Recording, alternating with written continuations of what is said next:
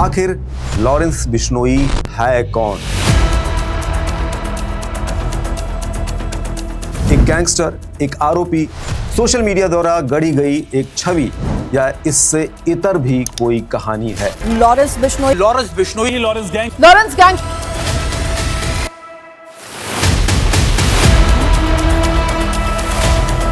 हमारे स्टूडियो में मौजूद हैं रजनी खत्री, जो खुद लॉरेंस बिश्नोई की वकील हैं। आप जो एज ए पर्सन जरा बताइए लॉरेंस के बारे में कि कैसा है वो इंसान? बहुत सिंपल, उसको बिल्कुल सात्विक भोजन चाहिए। वो आज भी 3:30 4 आई थिंक 4:30 तो लास्ट होता है कि वो उठ जाता है।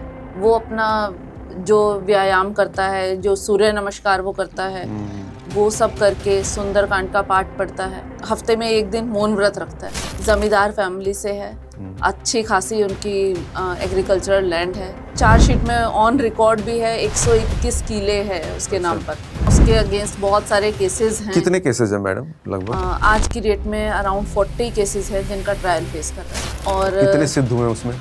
सिद्ध तो कोई भी नहीं हुआ, सब में एक्विट है। सडनली 2017 एक सिर्फ सलमान खान का नाम लेने के बाद उसके ऊपर मल्टीपल केसेस लगा दिए जाते हैं। सलमान खान का करेंगे, मारेंगे या जोधपुर में मारेंगे जब पता लग जाएगा इनको। क्या मतलब लॉरेंस अभी भी ब्लैक बक वाले मामले को लेकर सलमान से नाराज है? सिर्फ लॉरेंस बिश्नोई के नहीं, सारी ही बिश्नोई कम्युनिटी में इस चीज़ से नाराजगी है। इसको लेके तो सलमान एक्यूज भी हुए, 5 साल की सजा भी। सजा हुई ना, वो सजा भुगती तो नहीं। भाई अनमोल और गोल्डी बराड़ का ये भी आया था सोशल मीडिया पर खुला, जो है कि हमने जो है हमला किया है सलमान के घर पर। ओपन जो है एक्सेप्टेंस था। सिर्फ पोस्ट से क्या, उसकी विक्की मिदुखेड़ा का जो मर्डर हुआ उससे किस तरह से तार जुड़े, और उसके बदले के स्वरूप में जो एक और मर्डर हुआ जो नाम आया, तो वो मूसे वाला को लेकर। जो विक्की मिदुखेड़ा का मर्डर हुआ था उसमें जो एक्यूज्ड थे उनको पनाह देने में और उनको उस मर्डर में सपोर्ट करने में जो सिद्धू मूसेवाला था। एक और केस रहा हाई प्रोफाइल मर्डर, बाबा सिद्दीकी। देखिए, ये बाबा सिद्दीकी वाले मैटर में भी एक और बात आती है लॉरेंस को लेकर कि लॉरेंस के जो है 700 शूटर्स हैं। न्यूज़ में देख रहे होंगे कि आज लॉरेंस के 15 गुर्गे पकड़े, आज 2 पकड़े। ये 700 की गिनती ना कम हो रही है ना ज़्यादा हो रही है। एक कहानी ऐसी भी है कुछ आती है कि लड़कियों की जो है फैन फॉलोइंग है, और वो जो है इवन एक बार तो 2 लड़कियां मुझे मिली भी थी कि मैम एक बार बस लॉरेंस बिश्नोई से मिलवा दो। लॉरेंस लड़कियों से तो वैसे ही दूर रहता है। उसने ये डिसाइड कर लिया हुआ कि उसने शादी नहीं करनी। उसने इन सब चीज़ों को समझ लिया, एक्सेप्ट कर लिया कि भाई अब मुझे बाहर आने नहीं देंगे।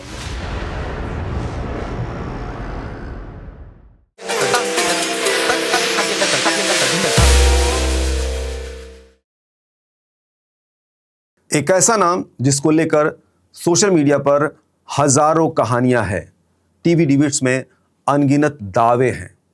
आखिर लॉरेंस बिश्नोई है कौन? एक गैंगस्टर, एक आरोपी, सोशल मीडिया द्वारा गढ़ी गई एक छवि, या इससे इतर भी कोई कहानी है? आज इसी पर बात करेंगे, और इसके लिए हमारे स्टूडियो में मौजूद हैं सुप्रीम कोर्ट की लॉयर रजनी खत्री, जो खुद लॉरेंस बिश्नोई की वकील हैं। बहुत बहुत स्वागत है आपका। Thank you. शुक्रिया, आपने निमंत्रण स्वीकार किया और वक्त निकाला। It's my pleasure. बहुत सारे सवाल हैं, तो चूंकि आप ही को ही ज़्यादा इसमें बोलना है, बताना है, तो चाहेंगे कि पहले आप हमें ये बताइए कि ये केस आपके पास आया कैसे? देखिए, मैं जब मैंने LLB की उसके बाद I was preparing for judiciary. तो बीच में कोविड का टाइम आ गया, एज यू ऑल नो कि उस टाइम पे सब एक तरह से सबकी लाइफ थम गई थी। तो उसके जस्ट बाद लॉरेंस पे और बाकी लोगों पे भी, बाकी को एक्यूज पे मकोका का केस लगाते हैं दिल्ली। तो मकोका के केस में उसकी कस्टडी लेकर उसको दिल्ली लेकर आए। तो through some my contact person, my known person, उन्होंने मुझे कहा कि ऐसे ऐसे दिल्ली में मकोका का केस लगा है, तो लॉरेंस को और दूसरे लोगों को यहाँ दिल्ली लेकर आए हैं, तो अगर पॉसिबल है तो आप एक बार देख लो। तो ये आप लोगों की तरफ से अप्रोच किया गया या उधर से अप्रोच किया गया? नहीं, उधर से एक थ्रू सम कॉमन कॉन्टैक्ट, एक नोन पर्सन थे जो लॉरेंस की फैमिली को भी जानते थे। तो लॉरेंस की फैमिली तो एक्चुअली पंजाब बेस्ड है, वो अबूहर फाजिलका के रहने वाले हैं, तो वो दिल्ली में तो किसी को जानते नहीं थे। तो इंसान होता ही है कि जब इंसान फंसता है या कोई प्रॉब्लम आती है तो अपने हर नोन पर्सन से अप्रोच करता है कि भाई कुछ अगर हो सकता है तो उनके किसी फैमिली कॉन्टैक्ट थे जिन्होंने बोला कि ठीक है हमारे नोन हैं एडवोकेट जो वहाँ करते हैं, तो उन्होंने मुझे बोला कि आप अगर कर सकते हो तो देख लो।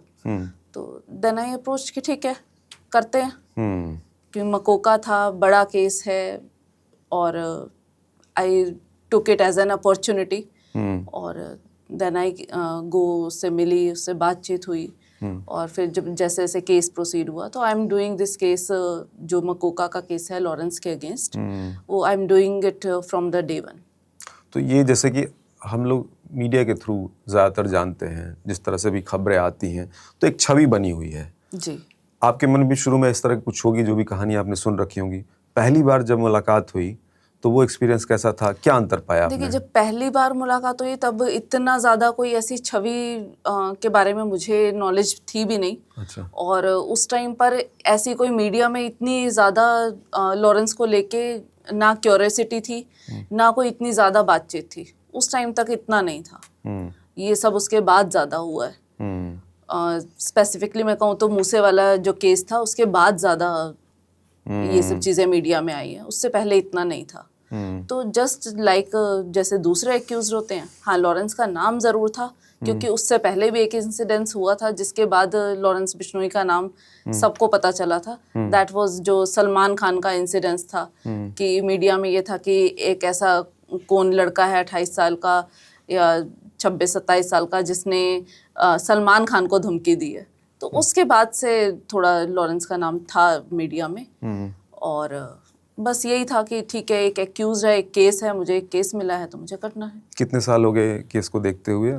फ्रॉम मई 2021 से मैं कर रही हूँ ये केस। 5 साल से ज़्यादा हो गए। उसके बाद से फिर एक आपका क्लाइंट और एक्यूज का जो ट्रस्ट अगर आप गेन कर लेते हो तो बाकी भी अगर कोई केस होता है तो इंसान जिस पे विश्वास करता है उसी को बोलता है। तो उसके बाद के जितने भी केसेस हैं दिल्ली का या इवन आउटसाइड दिल्ली भी जो केसेस हैं, मैं उन सबको देख ही रही हूँ। अच्छा। हाँ। मिलने की फ्रिक्वेंसी क्या रहती है आपकी लॉरेंस से? देखिए, जब तक यहाँ दिल्ली में था, तिहाड़ में था, तो ऑलमोस्ट वीकली हो जाती थी। तो जब से अब साबरमती गया है तो थोड़ा सा इट इज़ डिफ़िकल्ट, क्योंकि आना जाना भी हर पॉसिबल नहीं हो पाता हर बार। तो जब लगता है कि ज़रूरत है किसी पॉइंट पर किसी केस के रिगार्डिंग कुछ फैक्ट्स कंफर्म करने हैं, बात करनी है, तो आई गो। कोई ऐसा फिक्स्ड शेड्यूल नहीं है कि वीकली जाना है, मंथली जाना है, क्वार्टरली जाना है, जब रिक्वायरमेंट होती है तो। आप इतना ज़्यादा मुलाकात कर रही हैं, आप वकील हैं, बहुत सारे पहलू पर बातचीत कर रही हैं, बहुत गहरे तरीके से आप जानती होंगी। लॉरेंस को लेकर जो एक छवि है जो जानते हैं लोग, एक गैंगस्टर वाली छवि जो है, और बड़े बड़े चीज़ों में नाम आना है, FBI भी अब तो उसमें इन्वॉल्व और तमाम तरह के केसेस में, मर्डर में नाम आया है। आप जो एज ए पर्सन ज़रा बताइए लॉरेंस के बारे में कि कैसा है वो इंसान? जब आप मिलते हो तो वो छवि दिखती है वो दबंग वाली और सीरियस, या डिफरेंट क्या है? ऐसा कुछ नहीं है। जो मीडिया में छवि है कि भी बहुत बड़ा गैंगस्टर है, आज की डेट में तो बहुत शायद सबसे बड़ा गैंगस्टर ही लॉरेंस बिश्नोई को बना दिया गया है, बताते हैं। बट ऐसी कोई फीलिंग्स कभी, जितनी बार भी उससे मिली हूँ, ऐसी कोई फीलिंग्स कभी आई नहीं कि हाँ मैं जिस बंदे से बात कर रही हूँ वो सामने क्रिमिनल है। और ऐसा नहीं है कि क्रिमिनल्स से नहीं मिले हैं या लोगों से क्रिमिनल्स की फीलिंग नहीं आती। कई बार हम जनरल पब्लिक में, मार्केट में होते हैं, कहीं किसी से मिलते हैं तो लगता है कि नहीं भाई इस बंदे से अच्छी वाइब्स नहीं आ रही, पॉजिटिव वाइब्स नहीं है, नेगेटिविटी उस बंदे में फील होती है। लॉरेंस के साथ ऐसा कभी फील नहीं होता। ही इज़ वेरी, कह सकते हैं कि डाउन टू अर्थ है, पोलाइट है, हम्बल है, कोई अननेसेसरी आर्ग्यूमेंट्स नहीं करता। तो और उसके लिए मैं आपको बता दूं कि वो खुद एक लॉ स्टूडेंट रहा है। अच्छा। हाँ। तो उसको लॉ की एक लेमैन से ज़्यादा नॉलेज है। उसको पता है कि लॉ एक प्रोसीजर फॉलो करता है, उसमें टाइम लगता है। और हम जो दूसरे एक्यूज लोगों से भी मिलते हैं, बहुत सारे अलग अलग तरह के हर एक्यूज से मिलते हैं, बहुत सारे केसेस कर रहे हैं, तो उनसे कुछ लोगों से मिलके होता है कि नहीं यार इस ठीक है ये 4 दिन और जेल में रहे कोई फ़र्क नहीं पड़ता, ही डिज़र्व टू बी देयर, कि इसका बाहर आना सोसाइटी के लिए अच्छा नहीं है। स्पेशली जो ये पोक्सो वाले एक्यूज होते हैं रेप एलिगेशंस वाले होते हैं, उनमें मैं ये नहीं कहूँगी कि सारे केस सही हैं, काफ़ी केसेस झूठे भी होते हैं, फॉल्सली इम्प्लीकेट भी किया जाता है लोगों को। बट हाँ, जो एक्चुअल में जिन लोगों ने इस तरह के क्राइम किए होते हैं उनसे मिलके वो वाइब्स आती हैं, आप कंफर्टेबल नहीं हो सकते उनके साथ, वो थोड़ा सा एक डिफरेंस लगता है कि नहीं भाई ये बंदा गलत है। तो लॉरेंस तो के साथ लॉरेंस जब के मिलती साथ है तो ऐसा नहीं, ऐसी फीलिंग्स नहीं कैसी आती। फीलिंग्स आती है आपका जैसे अगर मिलता आपके है? साथ, जैसे आपके साथ मिल रही हो, नॉर्मल हम्बल ऐसे? है, नॉर्मल है, बात जो बताओ समझता है, सुनता है। लॉरेंस को गुस्सा आता है? देखो, जितनी देर एक्चुअली हम लोगों की जो मीटिंग होती है बहुत लिमिटेड टाइम के लिए होती है, 20 से 25 minute, maximum half an hour. तो हम लोगों को अपना केस, अपनी पॉइंट्स को, उन चीज़ों को भी डिस्कस करना होता उसी है। में जैसे कुछ आप उसमें कुछ बात कुछ system, ऐसा कभी नहीं कभी होता। खींच, गुस्सा, नहीं, किसी तकलीफ, बात पे कुछ ऐसा कभी नहीं। मैंने नहीं फेस किया कि किसी पर्टिकुलर केस में किसी पॉइंट को, किसी इन्वेस्टिगेशन को लेके ही गॉट इरिटेटेड, ऐसा कभी नहीं हुआ। दुख रहता है कुछ, कभी ऐसा लगता है कि कुछ ऐसी चीज़ें हो रही हैं, क्योंकि जितना मैंने पढ़ा है वो एक अच्छी फैमिली से लॉरेंस आता है। बिल्कुल। थोड़ा फैमिली के बारे में ही बताइए, कुछ क्या क्या रहा, कैसा रहा? फैमिली को लेके उसकी मीडिया में एक बहुत बड़ी मिथ फैलाई गई है कि उसकी फैमिली, उसके फादर शायद पुलिस में थे, उनको जॉब से निकाल दिया गया उसके केसेस में इन्वॉल्व होने के बाद। ये सब झूठ है। जमींदार फैमिली से है, अच्छी खासी उनकी एग्रीकल्चरल लैंड है, लॉरेंस के अपने नाम पर भी बहुत अच्छी खासी प्रॉपर्टी है। तो ऐसा कुछ नहीं अच्छी खासी प्रॉपर्टी मतलब? अच्छी खासी इन द सेंस, जितना मुझे पता है, जितना उसमें चार्जशीट में ऑन रिकॉर्ड भी है, 121 किले है उसके नाम पर। तो करोड़ों की संपत्ति, कई सौ करोड़ हाँ, की है। वो एग्रीकल्चर लैंड जो है, और बाकी फैमिली एंसेस्ट्रल प्रॉपर्टी है सारी। जो भी ये लैंड है ये भी इनकी एंसेस्ट्रल है, ऐसा नहीं है कि लॉरेंस ने खरीदी है या उसके फादर ने उसके नाम पे खरीदी है, एंसेस्ट्रल है। अच्छा। तो अच्छी जमींदार फैमिली से है, तो ऐसी कोई फाइनेंशियल क्राइसिस कभी फेस नहीं करने पड़े। और तो ये एंगल भी एक तरह से खारिज होता है कि पैसे को लेकर इस तरह के क्राइम में घुसना। बिल्कुल, पैसे की तो रिक्वायरमेंट मुझे नहीं लगता कि उसको या उसके फैमिली में भी कहीं किसी को रही होगी। और उसके जो कॉलेज फ्रेंड्स हैं, जो मीडिया में भी एक इंटरव्यू में मैं देख रही थी, तो उसमें उसके कॉलेज फ्रेंड का इंटरव्यू किसी ने लिया था। आई डोंट रिमेम्बर कि किसने लिया था और उसका फ्रेंड का क्या नाम था, बट उसने बताया कि जब लॉरेंस कॉलेज में भी था तो तब भी वो ये चाट पापड़ियों का शौकीन नहीं था। वो खड़ा होता था तो जूस या शेक पीता था, और ये उसकी आदत नहीं थी कि भाई 4 लोग खड़े हैं तो अकेला जाके जूस पी आए। वो सबको साथ लेकर जाता था, वहाँ खड़ा होकर पहले सबको पिलाता था, फिर खुद पीता था और पेमेंट खुद करता था। तो आप समझ सकते हो कि उस टाइम पर भी वो उस तरह का लाइफस्टाइल जीता था। आज लोग कहते हैं, मीडिया में बहुत एलिगेशंस आती हैं कि जी ये तो ब्रांडेड कपड़ों के अलावा कपड़े नहीं पहनता। भाई उसके, जब वो कॉलेज में था उस टाइम की फोटोज देखो ना, उस टाइम पे भी जब लोग नॉर्मल कपड़े पहनते थे वो ब्रांडेड कपड़े ही पहनता था, क्योंकि फैमिली से वेल ऑफ था। फैमिली से वेल ऑफ, और पंजाबी फैमिलीज पंजाबी कल्चर आपको पता है, थोड़ा शो ऑफ करना, अच्छा पहनना, अच्छा खाना ज़्यादा शौकीन होते हैं। तो वो उस टाइम पे भी लेविश लाइफ ही जीता था। और एक और चीज़ जो उसके गांव के बच्चे या उसके जिन्होंने उसको बचपन में देखा है, वो लोग भी बताते हैं कि स्पोर्ट्स को प्रमोट करता था। अच्छा। बच्चों को बोलता था कि नहीं क्रिकेट खेलो, टीवी मत देखो, आओ बैडमिंटन खेलते हैं। और उसके पेरेंट्स, उन्होंने कभी उसको इन सब चीज़ों से रोका नहीं। खेल कूद में, स्पोर्ट्स में बहुत अच्छा था, अच्छा एथलीट था। उसके घर उसके ट्रॉफीज हैं। He was a very good horse rider. Horse riding उस टाइम पे एक लग्जरी एक्टिविटी होती थी, but he is a trained horse rider. मेरा भी शौक है, लेकिन कभी मैं उसको पूरी तरह से फॉलो नहीं कर पाया। यही से आप लगा सकते हो, जब बच्चे गिल्ली डंडा खेलते थे वो हॉर्स राइडिंग करता था। तो फैमिली लाइफस्टाइल या उसकी जो फैमिली बैकग्राउंड है उसका एस्टिमेट तो आप यहीं से लगा सकते हो। मैंने अभी उसके फैमिली, वो बैडमिंटन खेलता था तो आस पड़ोस के सब बच्चों को लेकर खेलता था। तो वो अपने फादर को कहता था कि मुझे बैडमिंटन चाहिए। वो अपने लिए नहीं, वो सबके लिए लाते थे। अच्छा। उस टाइम से उनका फैमिली कल्चर यही रहा है कि दूसरों को अच्छी चीज़ के लिए सपोर्ट ही किया है। कॉलेज लाइफ के बारे में भी आपसे सुनेंगे, क्योंकि बहुत सारी चीज़ें आपको पता है और हम लोग आपको यहाँ पे इसीलिए लाया गया है कि जो मिथ है या गलत तरह की जो कहानियाँ हैं उससे हट के जो एक्चुअल है वो ज़रा लोग जाने। जितना मुझे पता है I will try my best कि वो चीज़ बता सकूं। अच्छा, मैं अभी हाल ही में मैंने एक पॉडकास्ट किया था तिहाड़ जेलर के साथ, तो वो भी जो चीज़ें बता रहे थे वो भी चौंकाने वाली थी। वो बता रहे थे क्योंकि जेल में क्या ज़िंदगी है लॉरेंस की, वो बता रहे थे कि 4:30 बजे सुबह उठना, हनुमान भक्त और पाठ करना, व्यायाम करना, बिल्कुल सही व्रत है। करना, क्या ये सब चीज़ें ज़रा बताइए, क्या कितनी सच्चाई है अर्ली इसमें? राइजर है, बिल्कुल सच्चाई है, बिल्कुल 100% ये ट्रू है। वो आज भी 3:30 4 आई थिंक 4:30 तो लास्ट होता है कि वो उठ जाता है, जितना मुझे पता है वो बहुत जल्दी उठ जाता है, क्योंकि आज की डेट में वो मल्टीपल केसेस का ट्रायल फेस कर रहा है और कोर्ट हमारी 10 बजे से शुरू हो जाती है। तो उसके बाद कभी किसी कोर्ट में, आज की डेट में हालांकि वर्चुअल ही उसको सब जगह प्रोड्यूस करते हैं वीडियो कॉन्फ्रेंस के थ्रू, क्योंकि उसकी जेल से बाहर की मूवमेंट रिस्ट्रिक्टेड है। तो उसको सुबह 10 बजे कोर्ट शुरू हो जाती है, तो 10 बजे के बाद कभी किस कोर्ट में पेश कर रहे हैं, कभी किस कोर्ट में, हालांकि वो जेल से ही पेश करते हैं, बट उससे पहले वो अपना जो व्यायाम करता है, जो सूर्य नमस्कार वो करता है, वो सब करके सुंदरकांड का पाठ पढ़ता है। और सुंदरकांड का पाठ अगर आप पढ़ते हो, मैंने भी कई बार पढ़ा है, तो 1 घंटा लगता है। तो वो सब काम वो कोर्ट टाइम से पहले सब काम करके फ्री हो जाता है।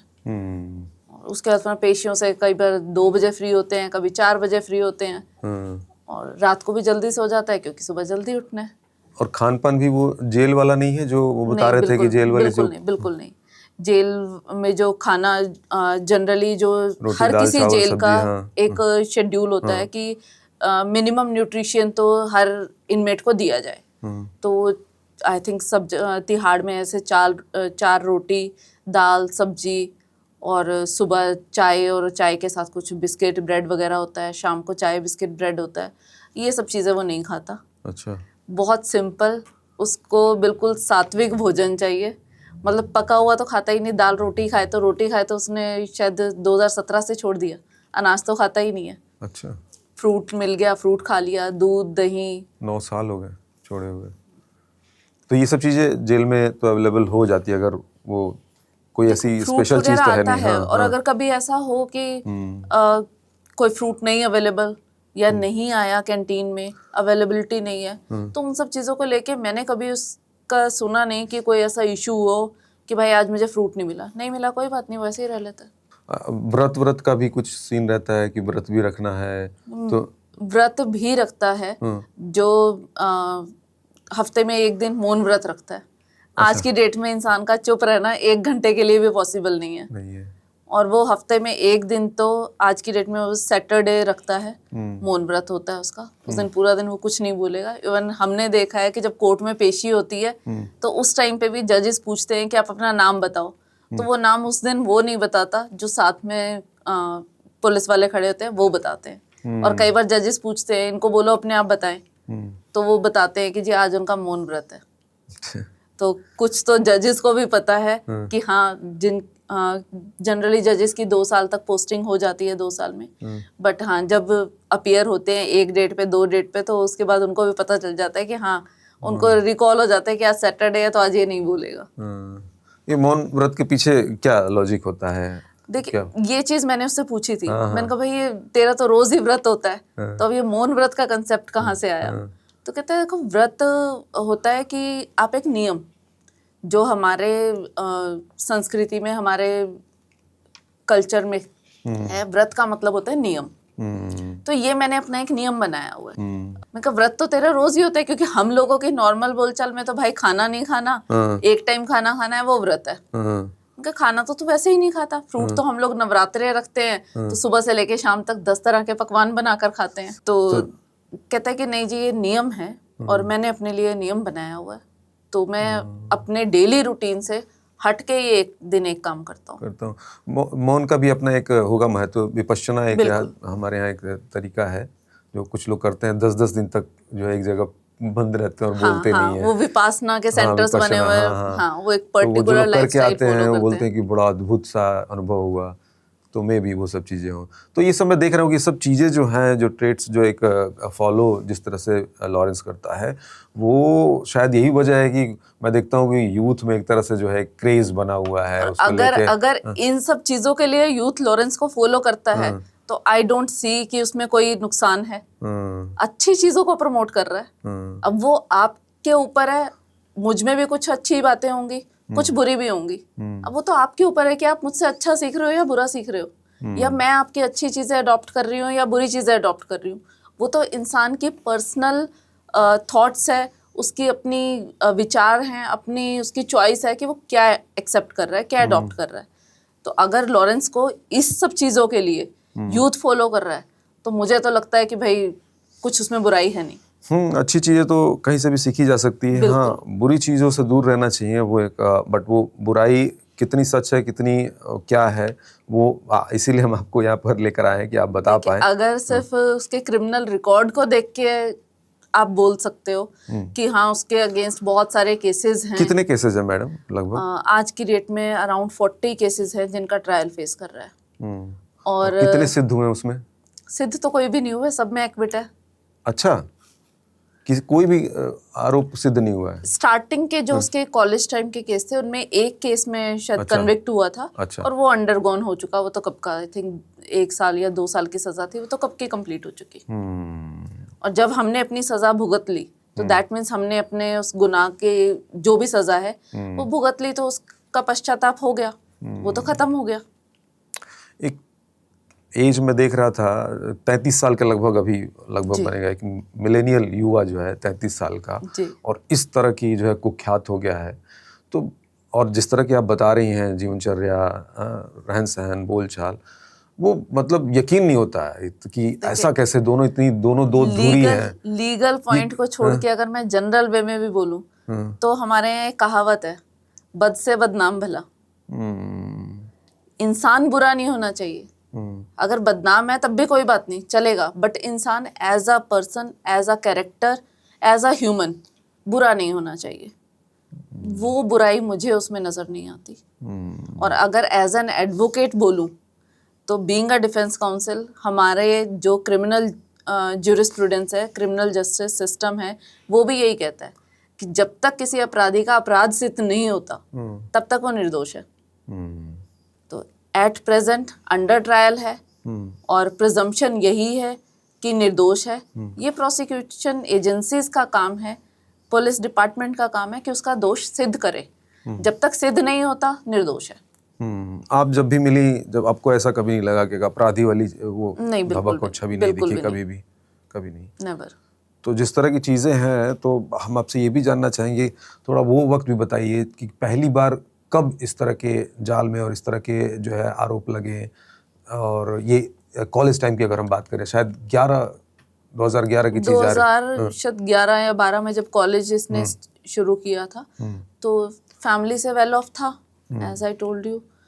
तो स्कूल के बाद स्कूल में भी हेड बॉय वगैरह रहा है, स्पोर्ट्स में एक्टिव था, और कॉलेज में जाके थोड़ा पॉलिटिकली इन्वॉल्व हो गया था। तो पॉलिटिक्स में उसका इंटरेस्ट था और आई डोंट थिंक कि इसमें कोई बुराई है।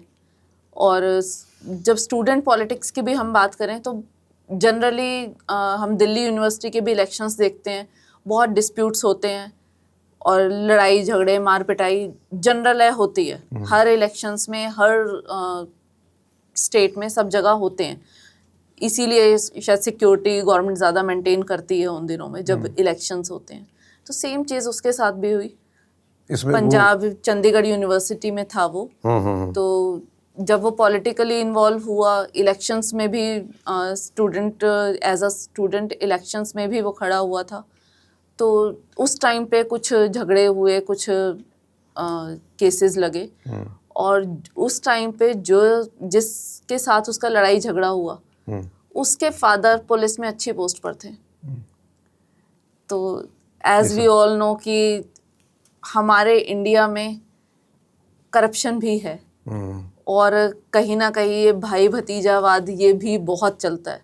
तो जब डिपार्टमेंट कि किसी हाई ऑफिशियल के बच्चे पर कोई बात आई तो ऑब्वियसली इंसान अपनी सारी पावर्स यूज़ करेगा। तो शायद उन्होंने भी अपनी पावर्स यूज़ की और एक झगड़ा था, एक केस था, जिसके बाद एक 4-5 केसों में नॉमिनेट कर दिया गया। तो बस वहीं से, और जो लॉरेंस बताता है कि उस टाइम पर जेल में उसको डोमिनेट करने की, ह्यूमिलिएट करने की बहुत कोशिश की गई, बट वो उन सबसे डरा नहीं, झुका नहीं उनके आगे। तो उसके बाद उस पर मल्टीपल एक के बाद एक केसेस लगते गए। ये वही कॉलेज वाला ही टाइम है जब कॉलेज वाला ही विक्की, मिदु खेड़ा, गोल्डी बराड़, इन लोगों का भी नाम आता है। ये जरा सब वो उसी बताइए। यूनिवर्सिटी में थे। विक्की मिद्दू खेड़ा ये लॉरेंस का सीनियर था, और लॉरेंस अबोहर फाजिल्का का रहने वाला था, चंडीगढ़ आया था, यहाँ रह रहा था। तो विक्की ने काफ़ी उसको सपोर्ट किया था। तो लॉरेंस विक्की की as a elder brother respect करता था, रिगार्ड करता था। और विक्की भी पॉलिटिक्स में था, वो स्टूडेंट यूनियन का प्रेसिडेंट भी रहा था अपने टाइम पर। और जब नेक्स्ट ईयर लॉरेंस ने चुनाव लड़े तो विक्की ने उसको सपोर्ट भी किया था। तो बस यही है कि क्लोज थे काफ़ी एक दूसरे के, एक दूसरे का सपोर्ट थे कॉलेज टाइम पर। तो वहीं से, और लॉरेंस का कहना है कि विक्की मिद्दू खेड़ा उसका पॉलिटिक्स में मेंटर था। तो वो उसको as a Guru, as a बड़ा भाई रिस्पेक्ट करता था, रिगार्ड करता था। अब ये सवाल तो मैं आगे जाके पूछने वाला था कि विक्की मिद्दू खेड़ा का जो मर्डर हुआ, उससे किस तरह से तार जुड़े, और उसके बदले के स्वरूप में जो एक और मर्डर हुआ जो नाम आया, तो वो मूसेवाला को लेकर। तो ज़रा यहीं से ही कनेक्ट कर लेते हैं कि ये कब जाके, कितने साल बाद मर्डर होता है, क्या होता है, क्या कहानी है एक्चुअल, वो पक्ष जरा बताइए जो मीडिया में चलता है। विक्की मिद्दू खेड़ा का जो मर्डर हुआ था, उसमें जो शूटर्स थे, जो इन्वेस्टिगेशन, जितनी मैंने चार्जशीट्स पढ़ी हैं, जो इन्वेस्टिगेशन की रिपोर्ट्स पढ़ी हैं, उनसे जितनी मेरे पास इंफॉर्मेशन है, आई विल ट्राई कि बता सकूं। तो उसमें चार्जशीट्स में यही है कि जो विक्की मिद्दू खेड़ा का मर्डर हुआ था, उसमें जो एक्यूज्ड थे उनको हार्बर करने में, मतलब उनको पनाह देने में और उनको उस मर्डर में सपोर्ट करने में, जो सिद्धू मूसेवाला था, उसका मैनेजर शगनप्रीत, उसका पूरा इन्वॉल्वमेंट था। तो बस वहीं से, उसी बात को लेकर शायद सिद्धू मूसेवाला से थोड़ा नाराज थे। तो सिद्धू मूसेवाला का जो मैनेजर है शगनप्रीत, उसका इन्वॉल्व होना और मूसेवाला का इन्वॉल्व होना, क्या दोनों एक ही बात है? हो सकता है कि दोनों अलग अलग हों। देखिए, जो इन्वेस्टिगेशंस में था वो सिद्धू मूसेवाला का मैनेजर इन्वॉल्व था, बट शायद कुछ पेमेंट्स का था जो सिद्धू मूसेवाला से ट्रांसफ़र हुई थी, और या कुछ ऐसा था कि सिद्धू मूसेवाला की नॉलेज में था। और सिद्धू मूसेवाला को जब इन सब चीज़ों के बारे में बोला गया, इन्वेस्टिगेशन के लिए उसको ज्वाइन करने के लिए बोला गया कि शगनप्रीत से रिलेटेड एविडेंसेस वगैरह देने के लिए, तो शगनप्रीत को इन्वेस्टिगेशन ज्वाइन करने की बजाय सिद्धू मूसेवाला ने उसको ऑस्ट्रेलिया भेज दिया। तो शायद उस सब चीज़ों को लेके कहीं कुछ बात थी जो लॉरेंस को या उसके साथ के लोगों को था कि मूसेवाला इसमें विक्की मिद्दू खेड़ा के मर्डर में पूरी तरह से इन्वॉल्व है। ऑस्ट्रेलिया भेज दिया, तो हाँ। वो अभी तक वो ऑस्ट्रेलिया में है। अच्छा। और इस बात की सच्चाई आप यहाँ से जान सकते हो कि शगनप्रीत को जब इन्वेस्टिगेशन ज्वाइन करने के लिए उसके घर पर पुलिस अथॉरिटीज़ ने नोटिसेस भेजे, वारंट्स भेजे, तो क्योंकि वो तो था ही नहीं, तो ज्वाइन कैसे करता। तो उसने उनके बाद ऑस्ट्रेलिया से ही सेशंस कोर्ट में पहले एंटीसिपेटरी बेल मूव की, और वो बेल नीचे सेशंस कोर्ट ने एविडेंसेस को देखते हुए उसके अगेंस्ट उस बेल को खारिज कर दिया, डिसमिस कर दी। फिर उसने पंजाब हरियाणा हाई कोर्ट भी एंटीसिपेटरी बेल मूव की, वो भी खारिज हुई, डिसमिस हुई, और कोर्ट ने उसको डायरेक्शन दी कि इन्वेस्टिगेशन ज्वाइन करो। बट टिल डेट आज तक शगनप्रीत ऑस्ट्रेलिया से इंडिया आके उसने आज तक इन्वेस्टिगेशन ज्वाइन नहीं की। अगर आपकी बात में सच्चाई है तो आप इन्वेस्टिगेशन से भाग क्यों रहे हो? अगर कुछ है नहीं, और हमारी इन्वेस्टिगेटिंग एजेंसीज ऐसा भी नहीं है कि हर किसी को झूठा फंसाती हैं, या तो आप इस चीज़ को एडमिट कर लो कि हर किसी को झूठा फंसाते हैं। अगर आपको उनकी इम्पार्शियलिटी पे, अपने जस्टिस सिस्टम पे, कोर्ट्स पे ट्रस्ट है, तो सच्चाई सामने आने देने में क्या तकलीफ है? एक डॉट और जरा एक तार जोड़ के बताओ मुझे आप, इसमें क्या कहानी निकल कर आती है? विक्की मिद्धू खेड़ा का अगर मर्डर हुआ तो उसके पीछे क्या कहानी निकल के आती है? आई थिंक कोई पॉलिटिकल एंगल ही है उसमें। उस केस को मैंने ज़्यादा पढ़ा नहीं है। उस केस की चार्जशीट्स मैंने इतना नहीं देखी हैं। नहीं, एज ए लॉयर नहीं, मतलब वैसे जो मीडिया में जो चीज़ें हैं कि उसकी मर्डर किस बात को लेकर, अगर मान लीजिए मूसेवाला का इसमें इन्वॉल्वमेंट था भी, एक बार ये मान भी ले, तो किस वजह से ऐसा हुआ, क्या कहानी बताई जा रही थी? नहीं, मैंने देखो वो चार्जशीट नहीं पढ़ी है, तो उसके बारे में मैं कुछ भी नहीं बता सकती। ये सिर्फ मूसेवाला की चार्जशीट में ये विक्की मिद्धू खेड़ा के मर्डर का जो इंसिडेंट्स पता है, क्योंकि मूसेवाला जो मर्डर केस है उसमें जो एडवोकेट्स पैरवी कर रहे हैं, उसमें मैं थोड़ा सा उनके टच में हूँ। वो चार्जशीट मैंने पढ़ी है और उस मैटर में भी इसलिए इन्वॉल्व हूँ क्योंकि उसी के बेस पे यहाँ दिल्ली में जो केस NIA का और ये मकोका का है, इसमें भी उनका रेफरेंस है। कैसे? क्योंकि जो मकोका का केस है, मकोका इज ऑर्गेनाइज्ड क्राइम, तो उस केस में भी सिद्धू मूसेवाला केस के 3 एक्यूज्ड हैं जो मकोका में को एक्यूज्ड हैं। तो वो मूसेवाला केस की हिस्ट्री, क्योंकि उसको इसमें मकोका के केस में फर्दर NIA ने जो गैंगस्टर्स के अगेंस्ट उनके घरों पे रेड की, NIA ने जो एक केस लगाया लॉरेंस पे या दूसरे लोगों पे, उनमें भी मूसेवाले केस का रेफरेंस है कि इन ग्राउंड्स पे NIA इन्वेस्टिगेशन कर रही है। तो उन दोनों केसेस के रेफरेंस में मैंने मूसेवाला केस पढ़ा है। तो उसमें जितनी इन्फॉर्मेशन है मेरे पास सिर्फ उतना ही मटेरियल अवेलेबल है। विक्की मिद्धू खेड़ा केस इन सब में कहीं इन्वॉल्व नहीं है। उसके ग्राउंड पे कोई इन्वेस्टिगेशन यहाँ पर नहीं चल रही है जिसके लिए मुझे उस केस को पढ़ने की रिक्वायरमेंट पड़ी हो। तो इसलिए वो केस की चार्जशीट मैंने आज तक ना किसी से ली ना पढ़ी, तो इसलिए उसके बारे में उसका क्या रीज़न था, क्या ग्राउंड था। अच्छी बात है कि जो भी आप बता रही हैं बहुत ही खुल के और जो भी फैक्ट है उसके आधार पर बता रही हैं। चलिए अब बात कर लेते हैं सलमान खान वाले केस को लेकर, जिसको लेकर बहुत ही डिफेम या फेम जो भी कह लीजिए वो हुआ, लॉरेंस को लेकर अभी भी चलता ही रहता है। ये क्या एग्जैक्टली मामला रहा और क्या मतलब लॉरेंस अभी भी ब्लैक बक वाले मामले को लेकर सलमान से नाराज़ है? देखिए, नाराज़गी सिर्फ अकेले लॉरेंस बिश्नोई की नहीं है। बिश्नोई कम्युनिटी के और भी बहुत लोगों से, कई लोगों से मैं मिली हूँ। तो पूरी जितने लोगों से मैं मिली हूँ, जितना लोगों से पूछ पाई हूँ, बिश्नोई कम्युनिटी में इस चीज़ को लेके कहीं ना कहीं नाराज़गी है। सिर्फ लॉरेंस बिश्नोई क्यों नहीं, सारी ही बिश्नोई कम्युनिटी में इस चीज़ से नाराज़गी है। उसका रीज़न ये है कि बिश्नोई कम्युनिटी में ब्लैक बक को सैक्रेड एनिमल मानते हैं, वो उसकी पूजा करते हैं। इवन यहाँ तक है, मैं बहुत बार अपने दूसरे इंटरव्यूज़ में, पॉडकास्ट में भी बता चुकी हूँ कि जो ब्लैक बग, अगर बिश्नोई कम्युनिटी को कहीं कोई ब्लैक बग का बच्चा अनाथ मिल जाए सड़क पे घूमता हुआ, या किसी की माँ की डेथ हो जाए, उनको पता चल जाए, क्योंकि बिश्नोई कम्युनिटी बिल्कुल पर्यावरण से बिल्कुल क्लोज है, पर्यावरण को, नेचर को और वाइल्ड लाइफ को प्रोटेक्ट करते हैं।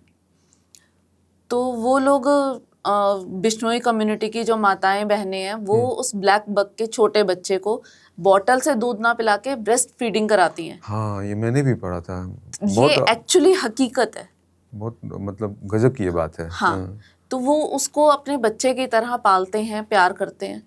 तो कहीं ना कहीं उनको इस ब्लैक बग के शिकार से पूरी बिश्नोई कम्युनिटी में सलमान के अगेंस्ट गुस्सा है, और वो यही चाहते हैं कि सलमान ने जो गलती की है, जो पाप किया, उसका पश्चाताप तो करे।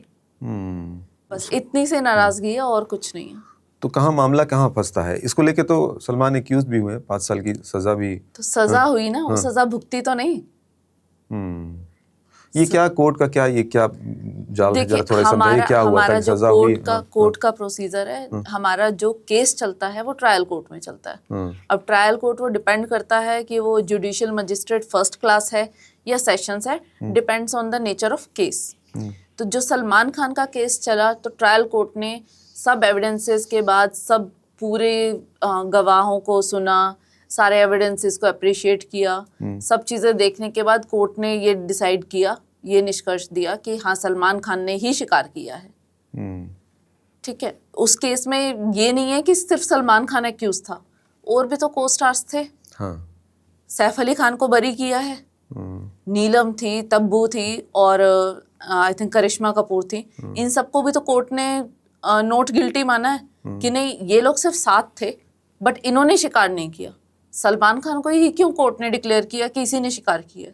कुछ तो एविडेंस रहे होंगे, कुछ तो विटनेसेस ने कहा होगा। तो सब अप्रिशिएट करने के बाद हम being an advocate, being a citizen of India, we trust कि जो कोर्ट का डिसीजन है that is true and binding.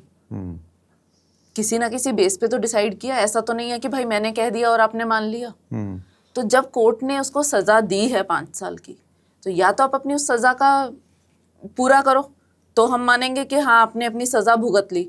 जैसे भी मैंने आपको थोड़ी देर पहले बताया कि लॉरेंस को एक केस में पनिशमेंट हुई थी, वो सजा उसकी पूरी हो गई, बट आज की डेट में वो उस केस में कस्टडी में नहीं है, दूसरे केसों में कस्टडी में है। उस केस के बेसिस पे आप ये नहीं कह सकते कि एक बंदा गुनाहगार है, उसने अपने गुनाह जो उसने गलती की उसकी सजा उसने भुगत ली।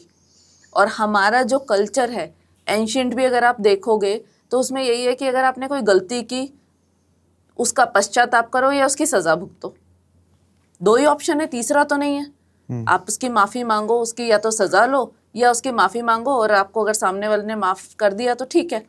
तो या तो आप अपनी सजा भुगत लो, 5 साल जेल काटो, या फिर उस गलती की आप माफी मांग लो।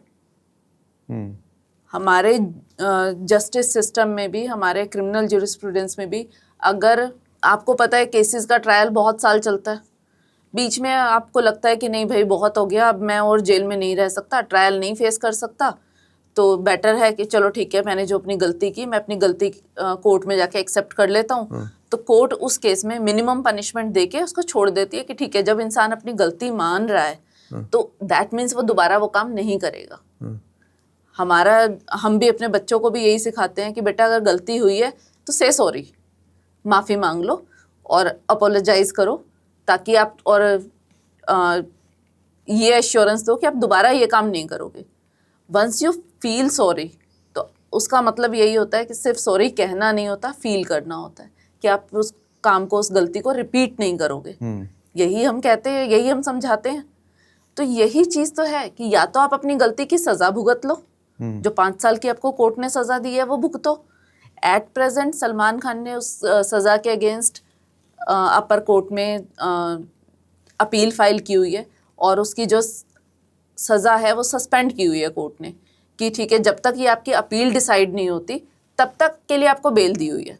तो at present Salman Khan is on bail, बरी नहीं हुआ है। या तो आप अपनी सज़ा भुगतो, या फिर अगर आपको लगता है कि हाँ आप अपनी गलती का पश्चाताप करना चाहते हो तो बिश्नोई कम्युनिटी, जैसे हर धर्म में, हर कल्चर में कोई एक उनके मुकाम में एक तीर्थ स्थल होता है कि जिसको इंसान सबसे ज़्यादा मानता है। जैसे हम लोग हिंदू वैष्णो देवी और अमरनाथ सबसे ज़्यादा मानते हैं कि भाई अगर भगवान शिव का भक्त है कोई तो वो अगर जो ज्योतिर्लिंग्स हैं उनको सेक्रेड मानता है सबसे ज़्यादा। जो हनुमान जी को पूजते हैं वो बालाजी वगैरह को मानते हैं। जो माता रानी के स्वरूप को मानते हैं वो वैष्णो देवी या 9 देवियाँ शक्तिपीठ जो हैं उनको मानते हैं।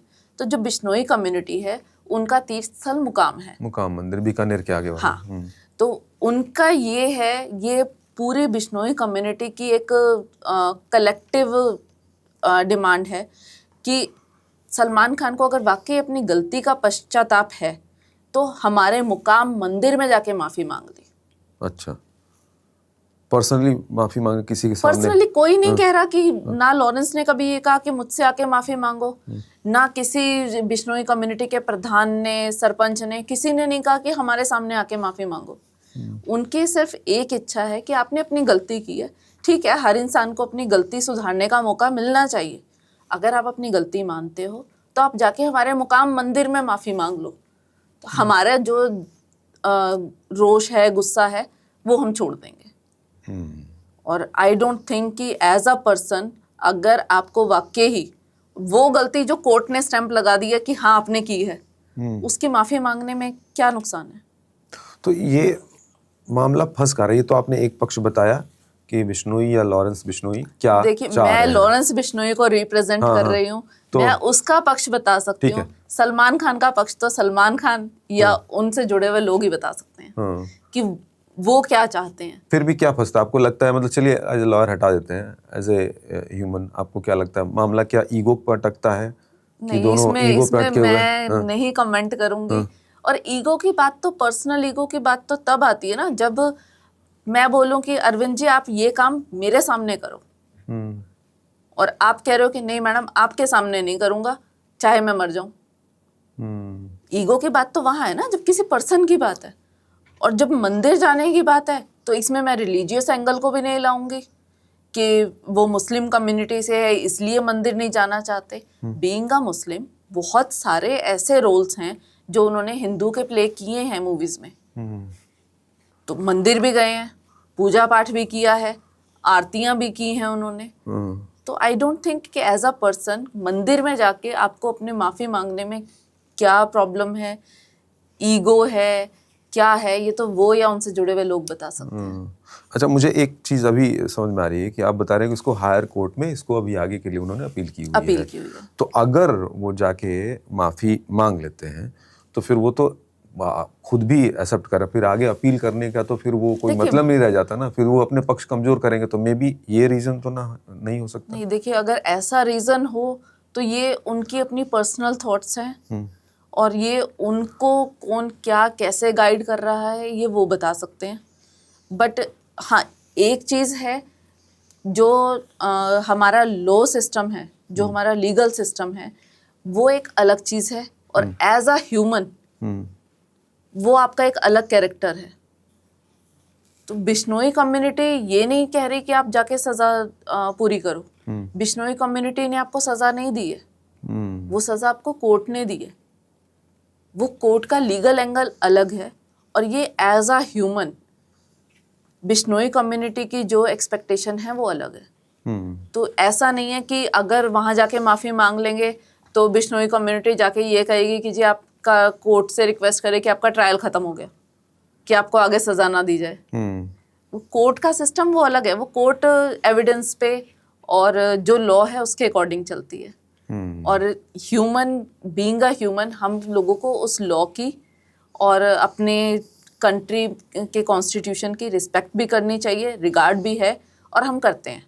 तो यही सलमान खान जी से भी एक्सपेक्ट किया जाता है कि वो भी इसी कंट्री के सिटीजन हैं, इसी कॉन्स्टिट्यूशन से बाइंडिंग है, तो इसकी भी रिस्पेक्ट करें, जो कोर्ट का डिसीजन है उसको फॉलो करें। तो ये तो मतलब मामला मैं देख रहा हूँ कि अभी तक अटका हुआ है और वैसे ही चलता रहेगा और ये दिन पर दिन और पता नहीं कब तक चलेगा, कब तक चलेगा और क्या हो जाएगा बीच में, वो भी तो खबर। हाँ। बहुत सारे केसेस ऐसे हैं जिनमें ट्रायल कंक्लूड होता है इंसान के ऊपर चले जाने के बाद, और वो कंक्लूड भी नहीं, मैं कहूँगी अबेट हो जाते हैं कि भाई जब इंसान नहीं है तो क्रिमिनल प्रोसीडिंग्स किसके अगेंस्ट की जाए। मीडिया में तो जो जिस तरह की बात चलती है कि और जो बीच बीच में खबरें और चीज़ें जुड़ती हैं, जो आपने वो भी देखा होगी, जो सलमान के घर पे जो एक हमला हुआ जिसमें अनमोल का नाम आया, गोल्डी का नाम आया, कि उन लोगों ने एक्सेप्ट भी किया सोशल मीडिया पर कि जो हम नहीं किया है, टाइप्स इस तरह की चीज़ें आई। तो वो तो ये लोग भी कहते हैं कि इस तरह से तो कभी भी सलमान की जान जा सकती है, टाइप्स जो खतरा है ही, और सुरक्षा एजेंसियां, मतलब सुरक्षा उनको दी ही गई है अलग तरीके से। तो इसका क्या है मतलब इस तरह की चीज़ें। और मैंने एक वीडियो वो भी देखा था जिसमें लॉरेंस जो है जिप्सी में बैठ के, और ये कुछ साल शुरुआती दौर का है, ये 2017 की बात है। हाँ, ये तभी का इंसिडेंस है जब सलमान खान को कन्विक्शन हुआ था। जोधपुर हाई कोर्ट ने सलमान खान को कन्विक्शन दिया था। उसके बाद लॉरेंस बिश्नोई की जोधपुर कोर्ट में किसी मैटर में पेशी थी। तो वो गाड़ी में बैठते हुए जो वो बोलता है, वो उसको मीडिया ने ही बहुत मैनिपुलेट करके गलत तरीके से फैलाया गया है। आई एम सॉरी टू से but I am saying this कि इसमें मीडिया ने उसको गलत तरीके से मैनिपुलेट किया है। Why I am saying this, क्योंकि आप अभी इस पॉडकास्ट के कंप्लीट होने के बाद एक बार उस वीडियो को दोबारा से देखना। उसमें क्या लॉरेंस बिश्नोई ये कह रहा है कि मैं सलमान खान को मारूंगा? मैंने तो देखा है, उसमें तो यही बात तो है कि नहीं, यहीं पे मारूं, इसी जोधपुर में। मैं उस वीडियो को बहुत बार देख चुकी हूँ बताइए जरा कैसे और उसमें क्या है? उसमें जो लॉरेंस के वर्ड्स हैं वो ये हैं कि मैं तो स्टूडेंट पॉलिटिक्स का शिकार हूँ, हाँ, मैंने अब तक कोई क्राइम नहीं किया, क्राइम उस दिन करूंगा जिस दिन पता चल- सलमान हाँ। खान को यहाँ जोधपुर में मारूंगा। मारूंगा, हाँ, ये इस तरह की बात दैट है। मीन्स हाँ। कि दैट वाज हिज एंगर, कि अगर मुझे क्राइम करना है तो मैं सलमान खान को मारूंगा।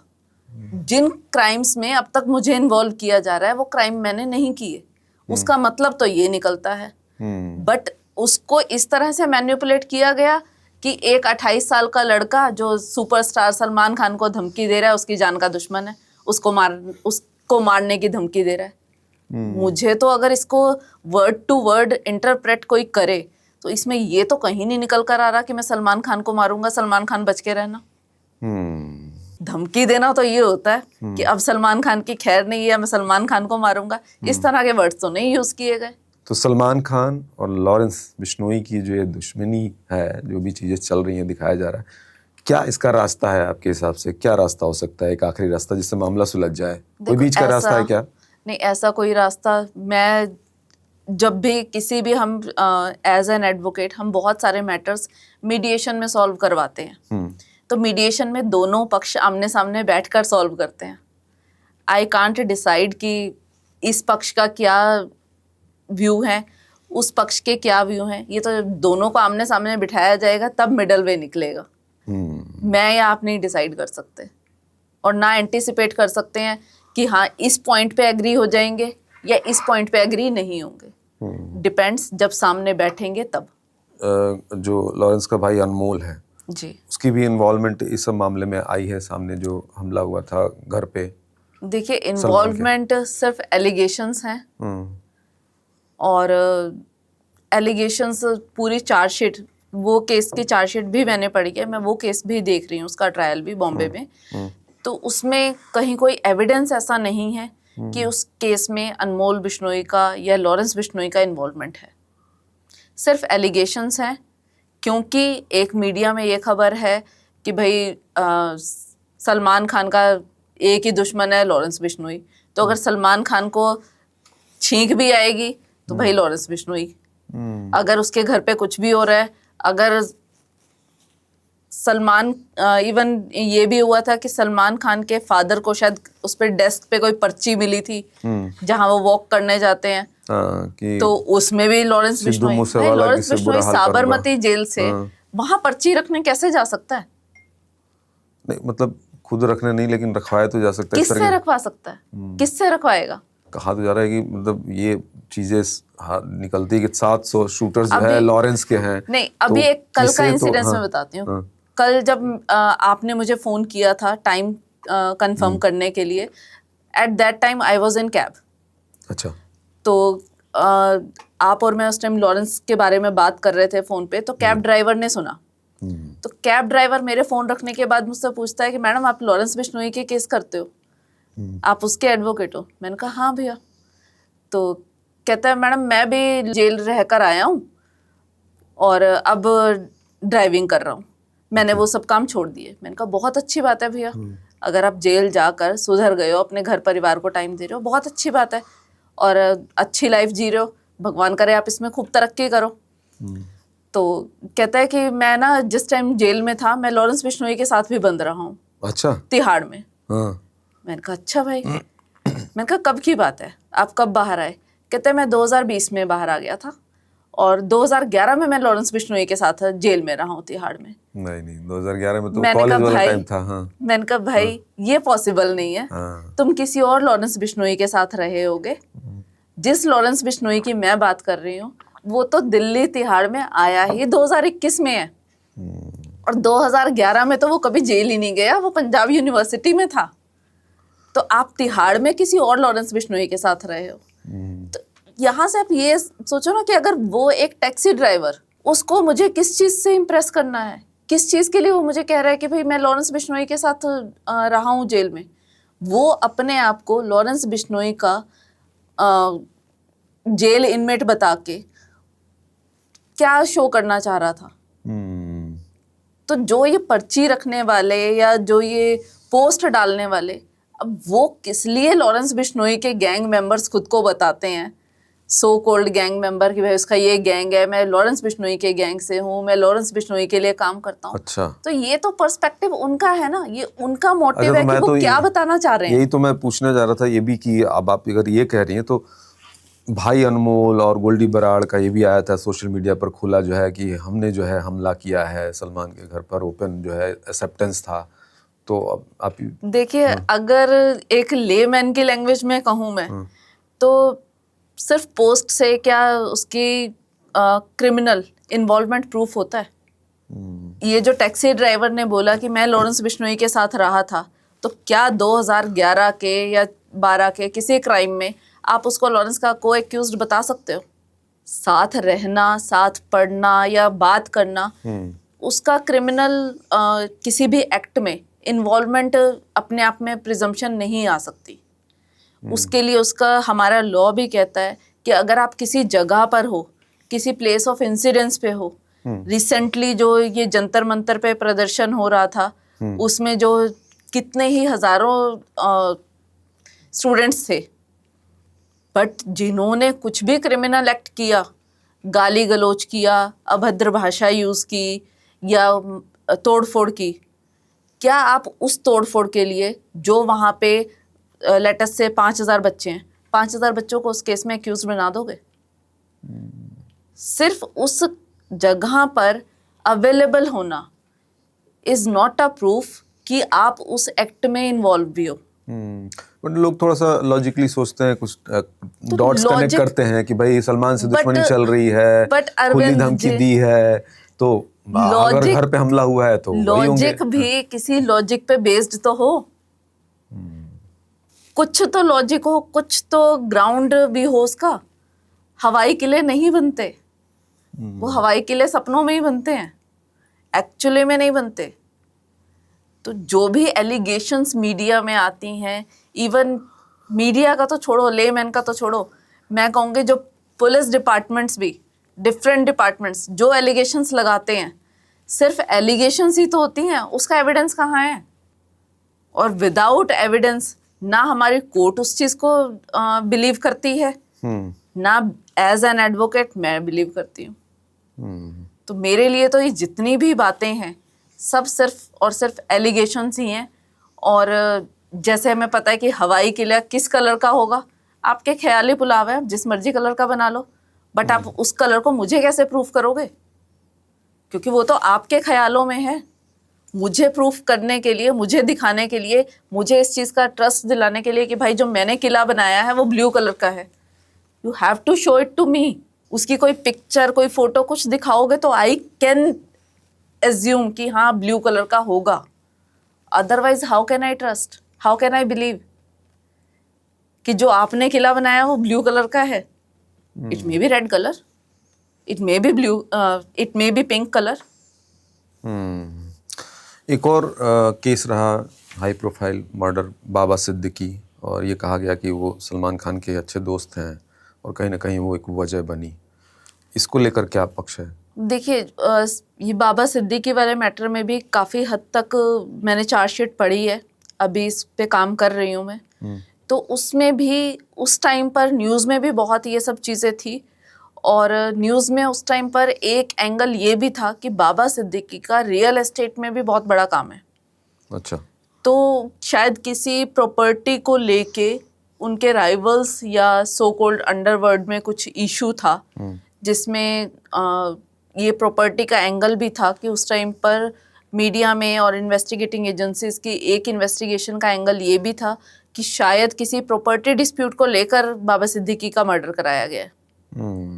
और वही कि सलमान खान के क्लोज थे तो डाल दो जी लॉरेंस बिश्नोई वाला एंगल, बट उसके कोई एलिगेशंस, कहीं कोई प्रूफ, कुछ भी, जितनी चार्जशीट अब तक मैंने पढ़ी है उसमें कुछ नहीं है। ये अनुष्ठापन का वो पुलिस कस्टडी में एक डेथ वाली बात आती है, उसका क्या कनेक्शन है, कैसे क्या हुआ था? तो अब ये तो एलिगेशन हमने भी लगाई थी पुलिस डिपार्टमेंट पे कि अनुज थापन की जो कस्टडी में डेथ हुई है वो इसलिए हुई है क्योंकि अनुज थापन, हाँ, ये थोड़ा देखिए उसके बारे में ज्यादा मुझे कुछ नहीं पता। एज अ पर्सन मैं कभी मिली नहीं, मतलब क्या कनेक्शन है अनुज थापन का? सिर्फ अनुज थापन जो है वो जो सलमान खान के घर पे फायरिंग हुई थी, उस इंसिडेंट्स में 4 लोग पकड़े गए थे, 4 जिसमें से लोग एक ये पकड़े था, गए थे। हाँ। उसमें अनुज थापन भी था, और अनुज थापन पे ये एलिगेशंस थी कि जिसने वो वेपन प्रोवाइड कराए थे, ये उसके साथ गया था।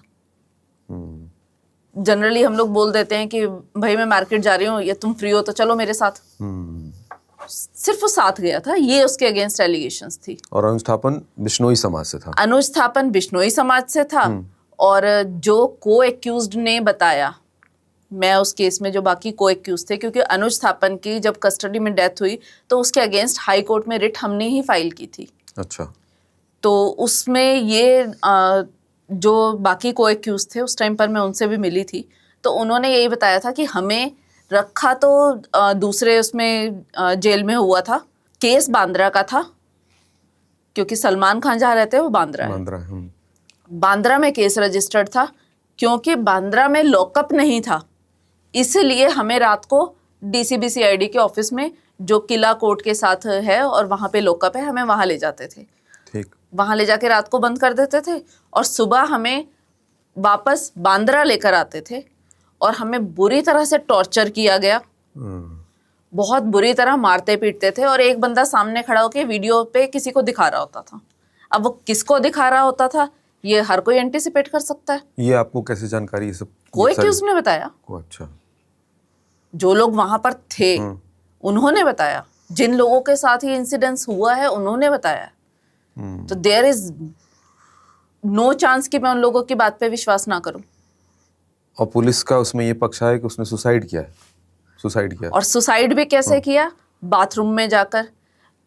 हमारा सुप्रीम कोर्ट कहता है कि सुप्रीम कोर्ट की एक जजमेंट थी जिसके अकॉर्डिंग कोई भी पुलिस स्टेशन हो, किसी भी इन्वेस्टिगेटिंग एजेंसी का हो, अगर वहाँ पे इंटेरोगेशन होती है या लोग आते जाते हैं, इन्वेस्टिगेशन, इंटेरोगेशन कुछ भी होती है, तो उसके चप्पे चप्पे पे CCTV कवरेज होनी चाहिए। उनकी तो CCTV फुटेज आज तक नहीं आई। ना किला कोर्ट के साथ जो लॉकअप था जहां इनको रखा जाता था वहां की आई, ना बांद्रा पुलिस स्टेशन की आई। एक CCTV फुटेज आज तक इन्वेस्टिगेटिंग एजेंसियों ने नहीं दी। क्यों नहीं दी? मेरे घर पे कैमरा लगा है सर। अगर मुझसे मांगेगा पड़ोसी कि भाई आपके घर कौन आया कौन गया, कोई भी आके मांगेगा हेल्प के तौर पे, हम देंगे। और ये नहीं हो सकता कि भाई आपका CCTV कैमरा पूरे दिन बंद था।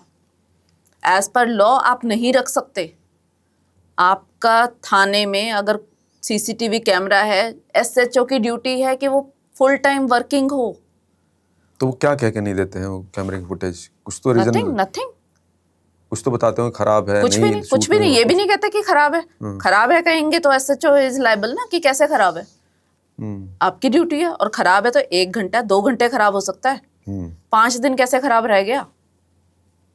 मैकेनिक अवेलेबल नहीं है, फंड्स आपको अप्रूव नहीं हुए, व्हाटएवर इज द रीजन। कितने घंटे, कितने दिन? ऐसा कैसे पॉसिबल है कि पूरे 5 दिन वो लोग वहां कस्टडी में थे और आपके CCTV फुटेज अवेलेबल नहीं है? तो उसकी जो डेथ हुई, पुलिस कह रही है कि वो सुसाइड था। आपका क्या पक्ष है, उसको क्या? सर हमने रिट इसीलिए फाइल की थी कि that is not a suicide. क्यों, ऐसा आपको क्यों लगता है? मर्डर है सर। पुलिस कस्टडी में एक मर्डर थोड़ी हुआ है, रोज ही होते हैं। आप डाटा उठाकर देखो, बहुत होते हैं। तिहाड़ तक में हो गए हैं। और पुलिस स्टेशन में, पुलिस कस्टडी में कोई पहला मर्डर थोड़ी है ये, बहुत सारे हैं। और जिस टाइम का ये अनुज थापन का इंसिडेंस है, उसी के आई थिंक हफ्ते 10 दिन बाद शायद यूपी में कहीं पर हुआ था मर्डर, हुआ था किसी एक्यूज्ड का पुलिस कस्टडी में। तो SP ने पूरे के पूरे थाने को सस्पेंड कर दिया था। आज तक ना किला कोर्ट में जो पुलिस कॉम्प्लेक्स बना हुआ है, ना बांद्रा, एक पुलिस वाला सस्पेंड नहीं हुआ। क्यों नहीं हुआ?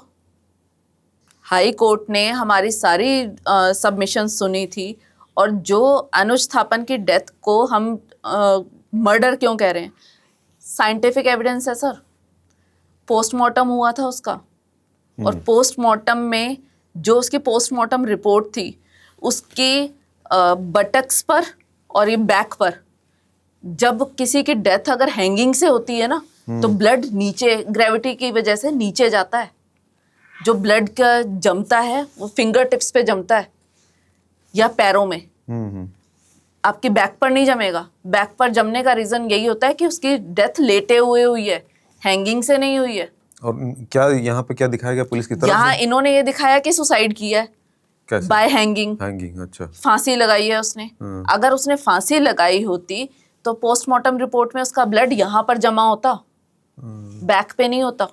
तो पुलिस कस्टडी में फांसी लगाने के लिए रस्सी वस्सी मिल जाती है कुछ इस अब तरह? ये भी तो वो बताए ना, पुलिस कस्टडी में एक्यूज्ड कोई आपके पास है, पुलिस कस्टडी में एक्यूज्ड है, और पुलिस कस्टडी में एक्यूज्ड को कोई भी नुकीली चीज, नाड़ा, रस्सी, ये सब चीजें देना अलाउड नहीं होता। तो पुलिस का जो ग्राउंड था, उनका जो सबमिशन था कि जी इसको सोने के लिए हमने दरी दी हुई थी, इसने चाकू से दरी काटी, उसकी रस्सी बनाई और बाथरूम में जाके बाल्टी के ऊपर खड़ा होके उसने उससे ग्रिल से, जो वेंटिलेशन के लिए ऊपर लगी होती है ग्रिल, उस पे उसने फांसी लगाई। भाई जब 24/7 सीसीटीवी है, जब कोई भी एक्यूज बाथरूम में जाता है, बाथरूम के बाहर गार्ड खड़ा होता है। लॉकअप में अगर वो रस्सी काट रहा है तो लॉकअप भी सीसीटीवी कवरेज है, दिखा दो ना सीसीटीवी फुटेज कि उसने काटे है, उसने बनाई है, दिखाओ कि वो बाथरूम में कब गया है। वो टाइम ही नहीं मैच कर रहा। और दूसरी बात, अगर उसने चाकू से काटी है, मान लेती हूँ, पूरी थ्योरी मान लेती हूँ कि उसने चाकू से काटी है, अगर उसने चाकू से दरी काट कर रस्सी बनाई है तो उस टाइम पुलिस डिपार्टमेंट क्या कर रहा था? चाकू आया कहाँ से? थाने में सब लोग सो रहे थे उस टाइम। सुबह उसका दिखा रहे हैं कि सुबह उसने फांसी लगाई है जब वो नहाने गया है। क्या कर रहे थे उस टाइम?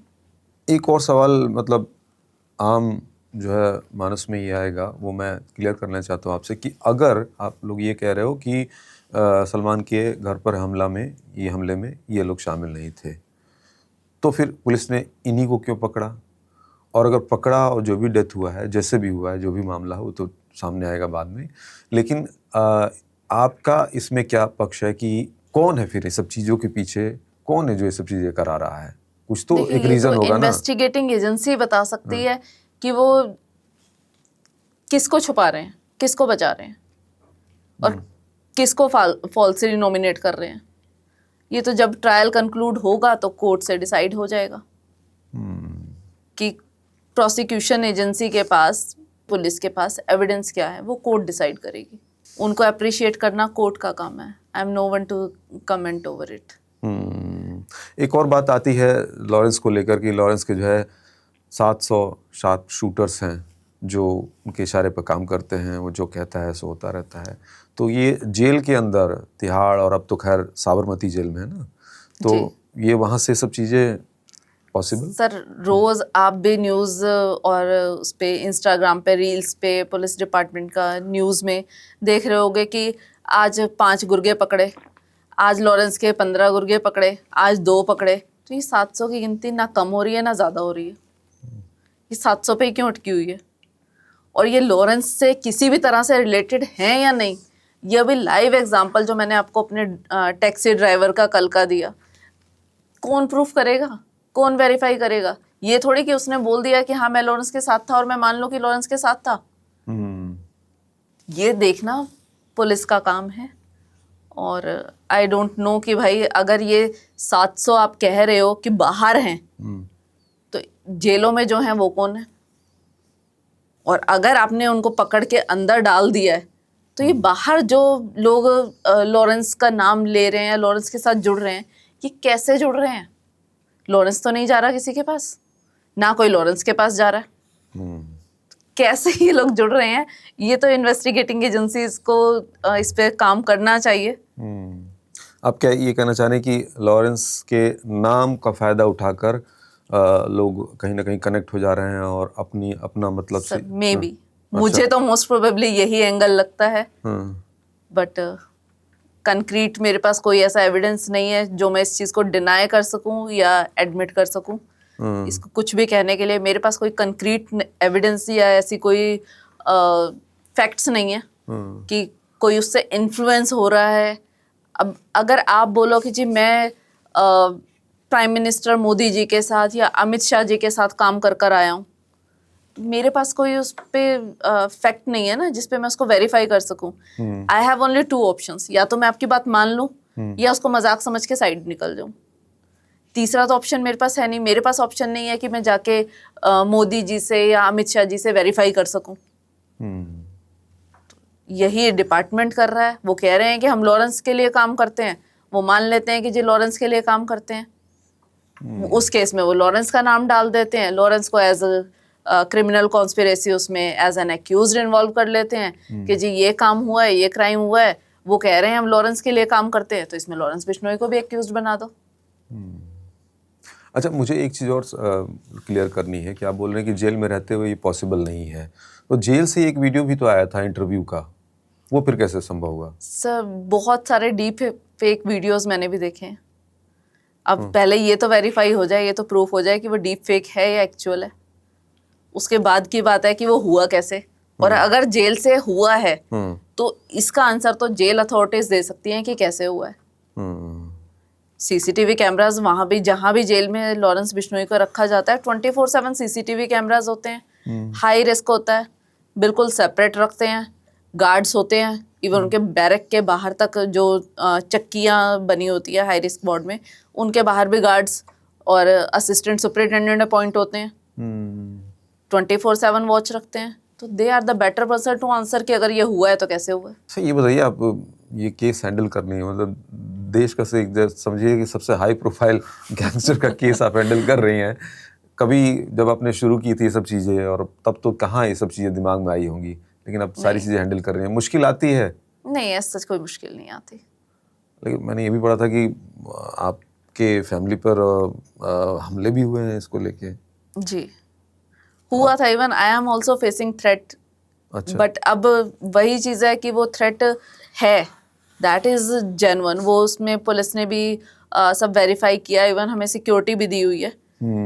तो थ्रेट तो है, दैट इज जेन्युइन. और इंसिडेंस हुआ है, उसमें हस्बैंड पे अटैक हुआ था. उसमें जो साथ में उनके को पैसेंजर थे उसको 2 बुलेट्स लगी भी थी. बट थैंकफुली कोई मेजर इंजरी ऐसी नहीं हुई, किसी की जान नहीं गई. तो बट ठीक है जो है. अब किसी को अगर इस चीज को लेके प्रॉब्लम है कि हम लॉरेंस को डिफेंड कर रहे हैं, तो क्यों कर रहे हैं? अगर किसी को इस चीज से प्रॉब्लम है तो दैट इज आवर प्रोफेशन.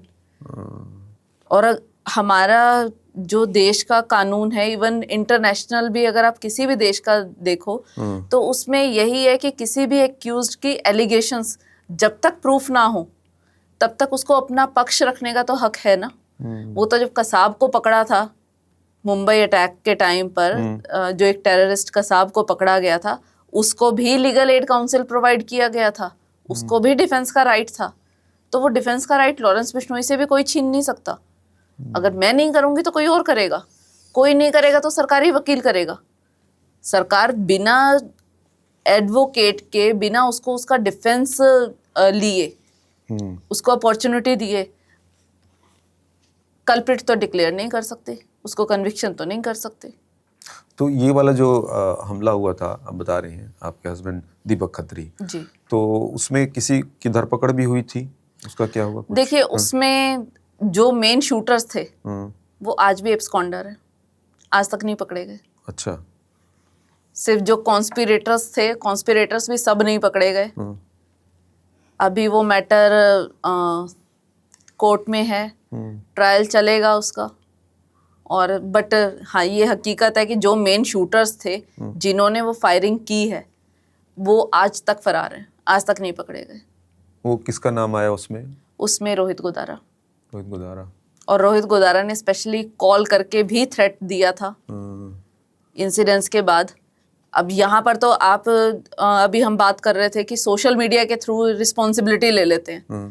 तो सोशल मीडिया पे भाई लॉरेंस बिश्नोई ग्रुप का नाम आया तो लॉरेंस बिश्नोई को आपने एक्यूज्ड बना दिया कि इस केस में लॉरेंस बिश्नोई इन्वॉल्व है. जो ये फायरिंग हुई उसके बाद रोहित गोदारा ने खुद फ़ोन करके इस चीज़ की रिस्पॉन्सिबिलिटी ली, खुद फ़ोन करके, हमको फ़ोन करके, आपको. और उस फ़ोन की हमने रिकॉर्डिंग दी है पुलिस डिपार्टमेंट को. बट रोहित गोदारा को एक्यूज नहीं बनाया गया उस केस में. रोहित गोदारा राजस्थान से है. राजस्थान से। अब क्यों नहीं बनाया गया? Police authorities are better person to answer this. अगर सिर्फ सोशल मीडिया पे पोस्ट लेने से, सोशल मीडिया पे लॉरेंस बिश्नोई ने पोस्ट नहीं डाली, लॉरेंस बिश्नोई के नाम से पोस्ट डली है, तो लॉरेंस बिश्नोई एक्यूज्ड है। बट रोहित गोदारा ने खुद फोन करके धमकी दी है, रिस्पॉन्सिबिलिटी ली है, बट उस केस में रोहित गोदारा एक्यूज्ड नहीं है। क्यों? ये बमबिहा ग्रुप का भी पंजाब में जो है उसका भी नाम आता है, उसकी तरफ से भी कभी, क्योंकि ये लॉरेंस के नहीं। दुश्मन गैंग हैं। नहीं, उनकी तरफ से कभी ऐसा कुछ नहीं। अगर आज की डेट में इस इंसिडेंट्स में कहीं कुछ हो तो वी आर तो ओनली रिक्वेस्टिंग कि फेयर इन्वेस्टिगेशन होनी चाहिए। और फेयर इन्वेस्टिगेशन को as an advocate I always supported. तो आई जस्ट एक्सपेक्ट कि हमारे केस में भी फेयर इन्वेस्टिगेशन होनी चाहिए, जो कि नहीं हुई है। अच्छा, अब तो अमेरिका की FBI भी उसमें नाम जो आया खबरों में रहा, ऑपरेशन हार्ड बॉल, उसका क्या अपडेट है? उसमें क्या अभी हुआ? Against they are only allegations, कोई उसका एविडेंस तो है नहीं। उनका क्या उसमें इन्वॉल्वमेंट है? वो क्या कहना है? वो पक्ष क्या देखिए, है? उनका ये कहना है अमेरिकन एजेंसीज का कि जो अमेरिका में कुछ रिसेंट मर्डर्स हुए हैं और जो एक्सटॉर्शन कॉल्स हुई हैं, उनमें ये गैंगस्टर्स और इन सब के साथ लॉरेंस बिश्नोई और दूसरे भी काफ़ी लोगों का नाम है। टोटल 24 लोगों की लिस्ट है। हालांकि मैंने वो लिस्ट नहीं देखी है, उसमें सिर्फ 2-3 नाम ही मुझे पता है। गोल्डी बरार, ये रोहित गोदारा और लॉरेंस बिश्नोई, और भी बहुत सारे, टोटल 24 नाम है। अच्छा। तो उनका कहना है कि जी ये लोग हमारे देश में, हमारी धरती पे आके ये एक्सटॉर्शन का, ऑर्गेनाइज्ड क्राइम का सिंडिकेट चला रहे हैं, तो ये हमारे देश के अपराधी हैं, तो इनको हमें दे दिया जाए। अच्छा, और ये मर्डर में क्या वो निजर का भी नाम इसमें है? नहीं, नहीं, इसमें नहीं। इसमें वो तो नहीं कनाडा है। वाला ये आई थिंक कोई रिसेंट एक्सटॉर्शन के लिए फायरिंग वगैरह हुई थी। इसमें मैंने इतना डिटेल में स्टडी नहीं किया, क्योंकि एज एन एडवोकेट मुझे पता है कि इसमें कोई सच्चाई नहीं है, और कोई एविडेंस के बिना मैं सच्चाई कैसे मान लूँ? और वो वहाँ एजेंसी ने अपने लॉ के अकॉर्डिंग जो उनको करना था, जो एक्शन लेना था, उन्होंने लिया। जो हमारे सामने अगर ये मैटर आएगा तो एज पर लॉ हमें जो डिफेंस अवेलेबल होगा हम लेंगे। बट अभी ये बहुत जल्दी होगा यहाँ कुछ भी कहना, क्योंकि जब मैटर हमारे सामने आएगा तब देखेंगे। ठीक है। ठीक है, अभी उस पर कुछ भी पॉजिटिव या नेगेटिव कुछ भी कहना, अभी तो मैं यही कहूँगी कि सिर्फ एलिगेशंस हैं, और ऐसी ही एलिगेशंस पहले कनाडा भी लगा चुका है। कनाडा ने भी यही बोला था कि लॉरेंस बिश्नोई, इवन कनाडा ने तो लॉरेंस बिश्नोई को टेररिस्ट डिक्लेयर किया हुआ है। लास्ट ईयर उन्होंने कह दिया था कि जी लॉरेंस बिश्नोई हमारे यहाँ टेररिस्ट डिक्लेयर्ड है। तब भी एक क्वेश्चन बहुत आया था कि अब क्या? उन्होंने जो किया वो एज पर देयर लॉ किया। उनके पास अगर कुछ एविडेंस है, खालिस्तानियों के साथ भी नाम जोड़ने की बात आती है। हाँ। कि ये खालिस्तानियों को सपोर्ट करते हैं। एक तरफ तो कहते हैं, एक एजेंसी कहती है जी लॉरेंस बिश्नोई खालिस्तानी को सपोर्ट करता है, दूसरी एजेंसी कहती है कि हमारे देश में जो खालिस्तानी लोग रह रहे हैं उनको मरवा रहा है। पहले तो दोनों देश ये डिसाइड कर लें कि वो कर क्या रहा है। खालिस्तानियों को सपोर्ट कर रहा है, निजर मर्डर में, हाँ, सपोर्ट कर रहा है या मरवा रहा है, पहले तो वो ये डिसाइड कर लें। और जब कनाडा ने बोला कि जी जो निर्जर की हत्या हुई है उसमें लॉरेंस बिश्नोई इन्वॉल्व है, सरकार उससे काम करा रही है, जब सरकार ने उनसे एविडेंस मांगा कि कोई एक एविडेंस हमें दे दो कि हमारा या हमारे देश के लोगों का इसमें इन्वॉल्वमेंट है, आज तक तो एविडेंस आया नहीं। तो कैसे मान लिया जाए? तो FBI जो ये एलिगेशंस है सर, सिर्फ और FBI सिर्फ जो allegations। US की जो एजेंसी है वो मांग रही है अपने यहाँ, तो ये पॉसिबिलिटी है इसकी? एज पर लॉ तो इट इज इम्पॉसिबल। अच्छा, क्यों? क्योंकि यहाँ पे केसेस चल रहे हैं। यहाँ पे केसेस भी चल रहे हैं, और दूसरी चीज एक्स्ट्राडिशन के लिए आपको प्रूफ देना होता है कि हाँ इसने यहाँ आपकी धरती पे कोई क्राइम किया है, और वहाँ उसने अगर कोई क्राइम किया है तो वहाँ जो ट्रायल चलेगा, जो इन्वेस्टिगेशन, सिर्फ एलिगेशंस पे काम नहीं होता। इन्वेस्टिगेशन के बाद जो एविडेंसेस निकल कर आते हैं, जब वहाँ की कोर्ट अगर ऐसा कुछ डिसाइड कर देती है तब डिप्लोमेटिक लेवल पे बात आती है। एलिगेशंस लगाने से क्या है? एलिगेशंस तो यहाँ पर भी इंडिया ने भी गोल्डी बरार को टेररिस्ट डिक्लेयर किया हुआ है, बट क्या अमेरिका गोल्डी बरार को ढूंढ के यहाँ भेज रहा है? क्या विजय माल्या को आज तक यहाँ भेजा गया? क्या मेहुल चोकसी को भेजा गया? क्योंकि अभी सिर्फ वो एलिगेशंस है, कोर्ट में प्रूफ नहीं हुई है। जब प्रूफ हो जाएंगी उसके बाद डिप्लोमेटिक लेवल पे जो भी मीटिंग्स होके, जो एक्स्ट्राडिशन ट्रीटी के according as per international law जो भी उनके बीच म्यूचुअल कॉन्ट्रैक्ट होगा, एक्स्ट्राडिशन ट्रीटी है, तो जो उसके अकॉर्डिंग होगा वो किया जाएगा। तो अभी तो ये बहुत दूर की बातें हैं। अभी तो एट प्रेजेंट सिर्फ और सिर्फ एलिगेशंस है। तो इतनी सारे केसेस आप बता रहे हैं, कितने, 50?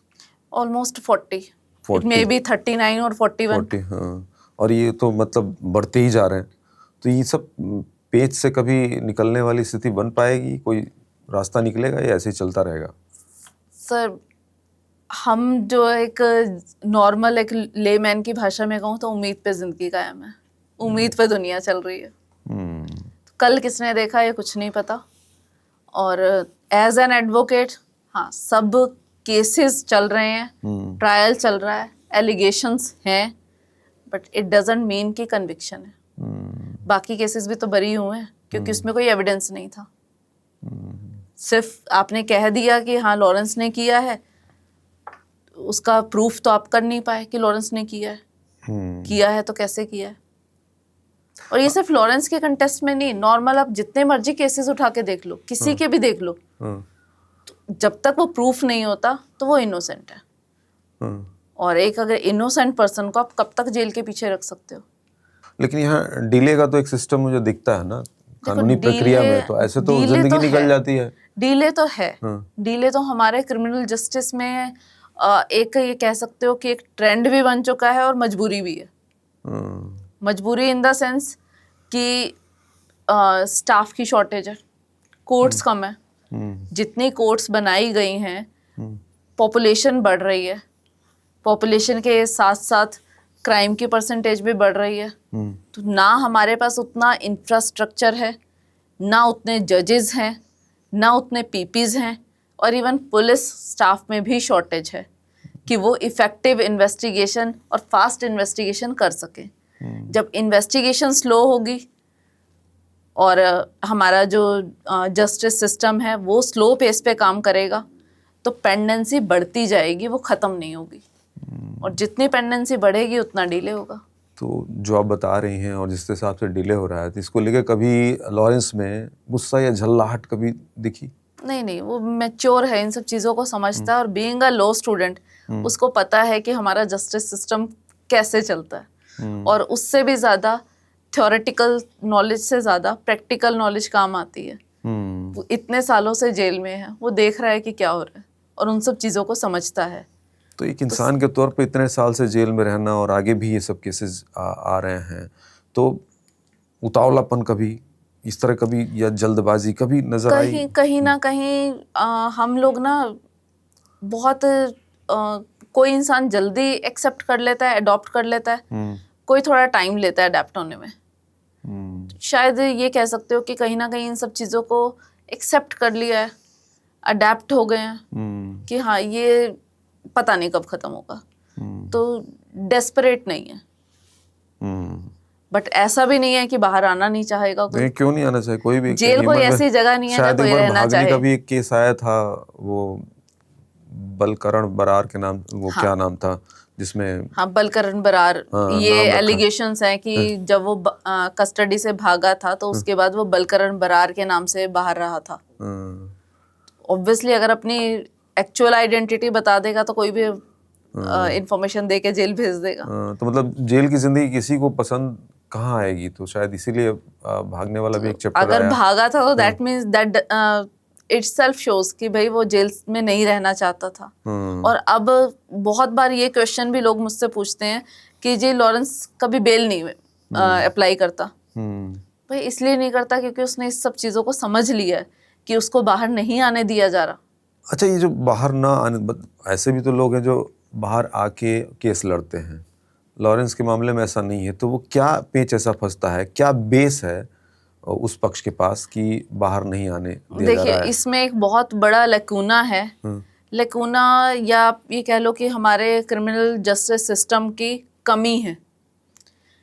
हमारे यहाँ इन्वेस्टिगेशन का टाइम तो फिक्स्ड है कि अगर किसी भी एक्यूज को पकड़ा जाता है किसी भी केस में, उसमें as per the gravity of offence 60 दिन या 90 दिन में आईओ को चार्जशीट फाइल करनी होती है। अगर अप टू 10 ईयर्स तक पनिशमेंट है तो विद इन 60 डेज, और अगर 10 साल से ऊपर की सज़ा है उस केस में तो 90 डेज में चार्जशीट फाइल करनी होती है। जो हमारी एजेंसीज हैं इन्वेस्टिगेशन तो करती हैं, चार्जशीट भी फाइल कर देते हैं, और उसके बाद उसको इन्वेस्टिगेशन को पेंडिंग भी रखते हैं। और पेंडिंग क्यों रखते हैं, मैं आपको एक एग्जांपल से समझाती हूँ। जब मूसेवाला का मर्डर हुआ था उसके बाद उस केस में लॉरेंस बिश्नोई का नाम आया था।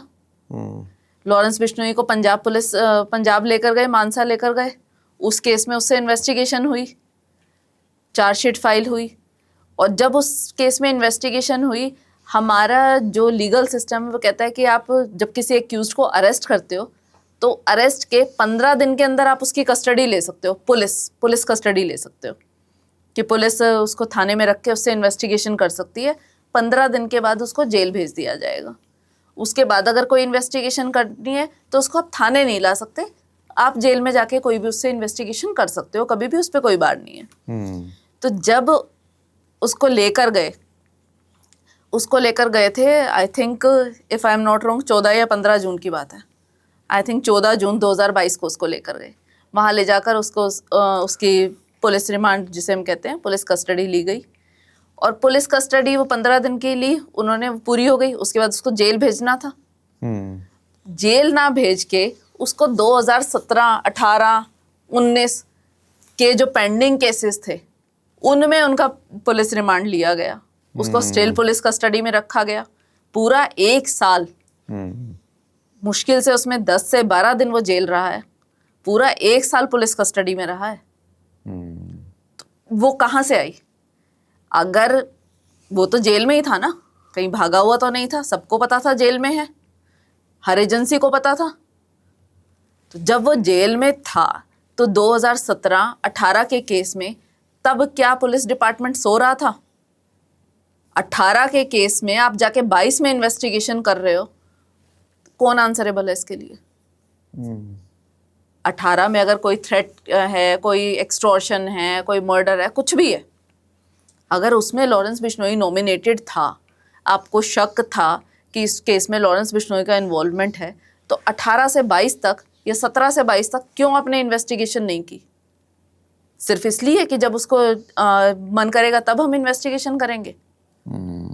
और रिसेंटली अनमोल बिश्नोई को जब डिपोर्ट किया गया, सारी दुनिया को पता है, यूएस से इंडिया लेकर आए उसको, नवंबर 2025 में लेकर आए। अगर कोई एजेंसी ये कहती है कि हमें नहीं पता कि अनमोल बिश्नोई को इंडिया में भेज दिया गया, तो इसमें किसकी गलती है? कौन जवाब देगा? आप किसी केस की इन्वेस्टिगेशन कर रहे हो, कोई काम आपको रिस्पॉन्सिबिलिटी दी गई है करने की, अगर उसमें आप अनअवेयर हो, क्या आप ये डिफेंस ले सकते हो? और डिपोर्ट भी इसी बेस पे किया गया होगा ना, डिपोर्ट के लिए भी आपने ही डॉक्यूमेंट्स भेजे हैं कि इन्वेस्टिगेशन करनी है, कि जी सलमान खान के घर पे फायरिंग हुई है, इस केस में वांटेड है, बाबा सिद्दीकी का मर्डर हुआ है, इस केस में वांटेड है, एनआईए ने भेजा है कि जी इस केस में वांटेड है, यहाँ पे टेररिस्ट एक्टिविटीज में इन्वॉल्व है। और उसके बाद अगर आप उसके आने के बाद इन्वेस्टिगेशन नहीं कर रहे हो, कौन आंसरेबल है इसके लिए? तो ये अगर डिले किया गया तो इसके पीछे क्या मोटिव क्या हो सकता है? कुछ भी मतलब आपके हिसाब से क्या मोटिव हो सकता है? सर बेटर यही है कि जिसका मोटिव है वो answer they. I would request कि पुलिस से ये पेंडिंग केसेस के रिगार्डिंग, या पुलिस के किसी ऑफिसर को आप बुलाकर उनसे बात करें, उनसे पूछें कि भाई जब आपको पता है कि उसको डिपोर्ट किया गया है, वो दिल्ली में है, तो आपने उससे इन्वेस्टिगेशन क्यों नहीं की?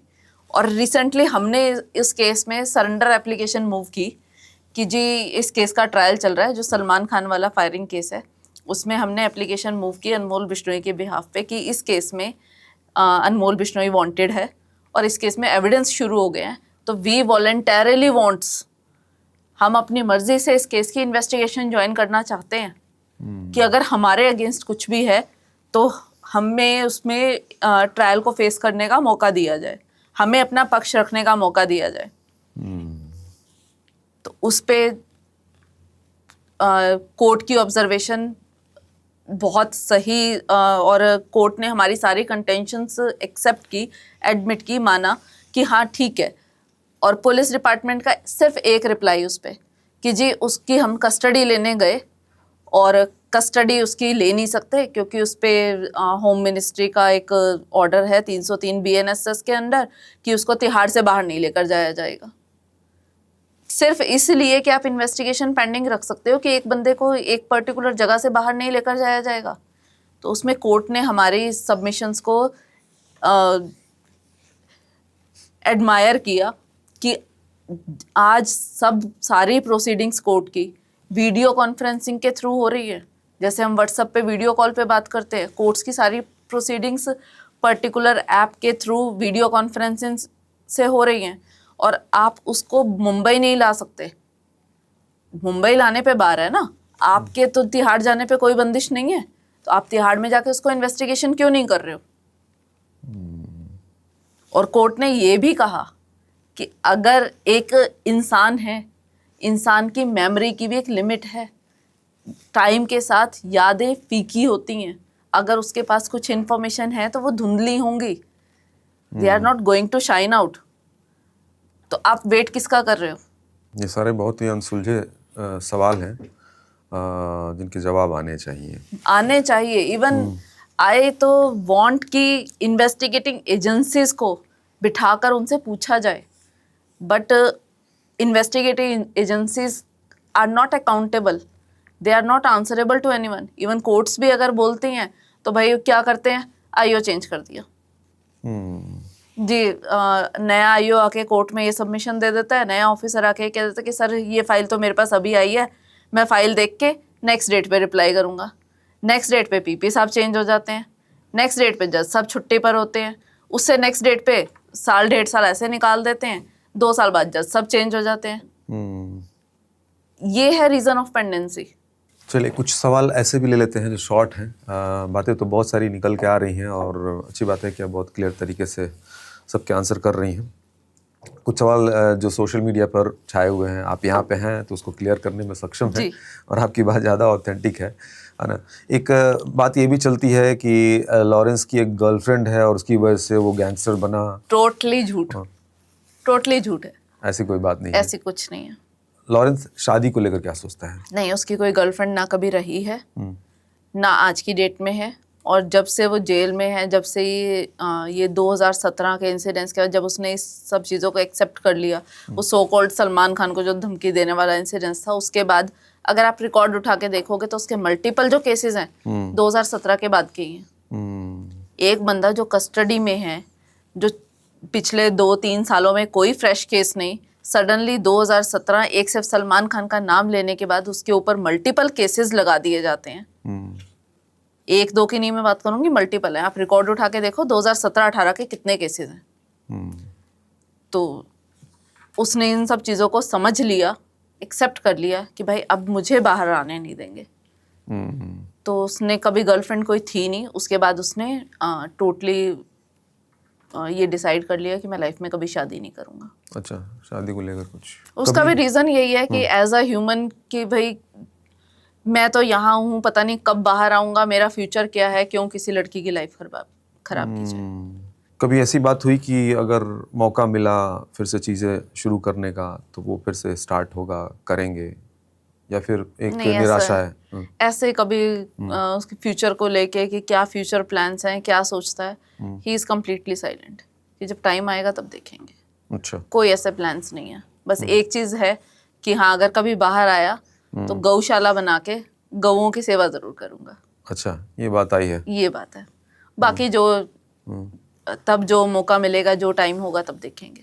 जिस तरह के केसेस हम लोग सुनते हैं, देखते हैं कि जेल के अंदर या पुलिस कस्टडी में जो है मौत हो जाना, तो कभी इस तरह का लेके डर है कि वहाँ पे भी नहीं, ऐसा कभी डर उसने कभी डिस्क्लोज नहीं किया कि ऐसा कोई डर है। आप लोग ऐसा लगता है, क्योंकि देखिए टिल्लू ताजपुरिया आपने सुना ही होगा, वो जो देखिए लाइफ इज वेरी अनप्रेडिक्टेबल। सिर्फ टिल्लू ताजपुरिया वो सिर्फ एक पर्टिकुलर जेल में इंसिडेंस हुआ इसीलिए बहुत हाईलाइटेड है। गोगी का भी जो है ओपन कोर्ट में इस तरह से चीजें सामने आ गई। वो कुछ इंसिडेंसेस हैं।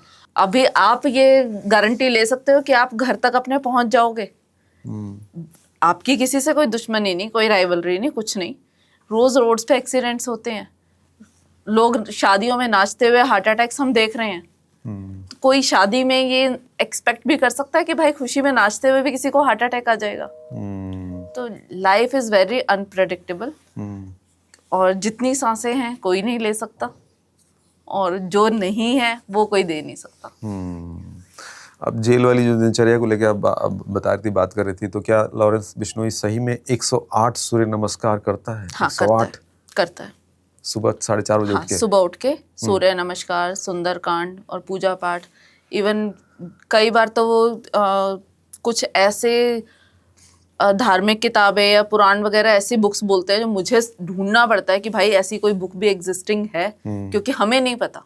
क्योंकि हम लोग अपनी लाइफ में इतना बिजी रहते हैं, इवन आपको भी नहीं पता होगा। अगर अभी मैं आपसे पूछूं कि भाई हमारे 4 वेद कौन से हैं, 4 वेद भले ही किसी को पता हो, बट उपवेद कितने हैं, उपनिषद कितने हैं, नहीं पता। 99% इंडियंस को नहीं पता। बट वो वेद पुराण ऐसे ऐसे कई बार बोलता है कि भाई ये चीज मुझे मंगा कर दे दो, तो आई हैव टू थिंक कि भाई हमसे बेटर तो ये है कि एटलीस्ट इसको अपने कल्चर का, अपने उसका साहित्य का पता तो है, हमें नहीं पता। मैं देख रहा था आपको रिसर्च के दौरान, तो आपने ये भी एडमिट किया है कि मैं भी प्रभावित हूँ। हाँ, मैं हूँ इंस्पायर्ड, और इस चीज को उसके रिलीजियस पॉइंट्स पर आई एम इंस्पायर्ड। इवन उसी से इंस्पायर होके, ये अब सावन का महीना चल रहा है, मैं पूरा सावन का महीना फास्ट रखती हूँ, and this is all because of his inspiration. अच्छा, उससे इंस्पायर होके। अब लोग कहते हैं कि जी यूथ को मिसगाइड कर रहे हैं। भाई हर इंसान का अपना एक पर्सपेक्टिव है।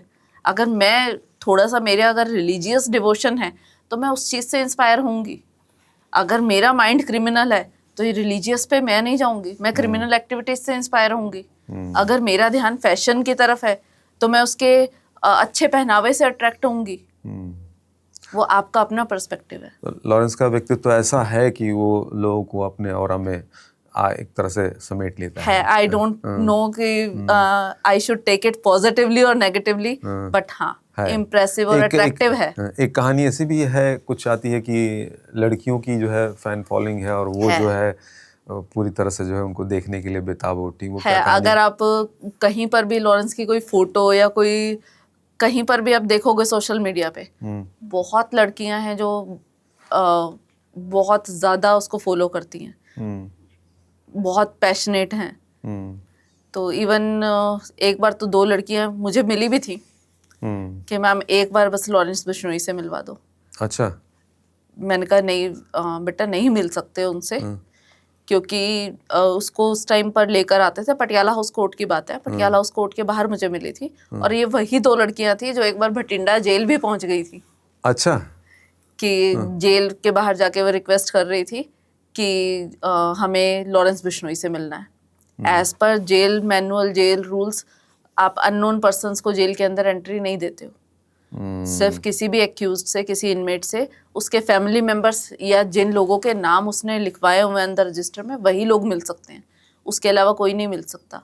अगर अंदर एज पर लॉ 5 लोगों के नाम अलाउड हैं और उसने वो 5 लोगों के नाम लिखवाए हैं, कोई छठा बंदा मिलना चाहता है तो उसको उनमें से 5 में से एक नाम डिलीट करा के पहले उसका नाम रजिस्टर कराना पड़ेगा, तब उसको जेल अथॉरिटीज मीटिंग अलाउ करते हैं। तो लॉरेंस लड़कियों से तो वैसे ही दूर रहता है। उसने ये डिसाइड कर लिया हुआ कि उसने शादी नहीं करनी, तो किसी लड़की की तरफ देखना भी नहीं है उसके लिए तो पॉसिबल। तो और उनका कोई लेना नहीं देना नहीं, कोई रिश्ता नहीं, नाता नहीं, तो जेल अथॉरिटीज अलाउ कर ही नहीं सकती किसी हालत में। बट हाँ, हैं वो लड़कियां। ये इंसिडेंट सच है कि 2 लड़कियां मिलने गई थी। अच्छा, मैं देख रहा हूँ कि चाहे लीगल कोई मसला हो या फिर पर्सनल, बहुत अच्छे से आप डीपली जान रही हैं लॉरेंस के बारे में। तो एक आपके साथ रैपिड फायर हो जाता है ना? बस इसमें यह है कि हम आपको समय नहीं देंगे, जो भी आपको पहली बार आपके दिमाग में आएगा फटाफट आप उसको आंसर कीजिएगा। ठीक। लॉरेंस, एक शब्द में आपके लिए। आपकी मेरी तरह एक आम इंसान। सबसे गलत धारणा लॉरेंस को लेकर? कि लॉरेंस एक टेररिस्ट है, टेररिस्ट एक्टिविटीज़ में किसी तरह का इन्वॉल्वमेंट है। सबसे बड़ा सच लॉरेंस को लेकर जो लोग नहीं जानते हैं, जानना चाहिए?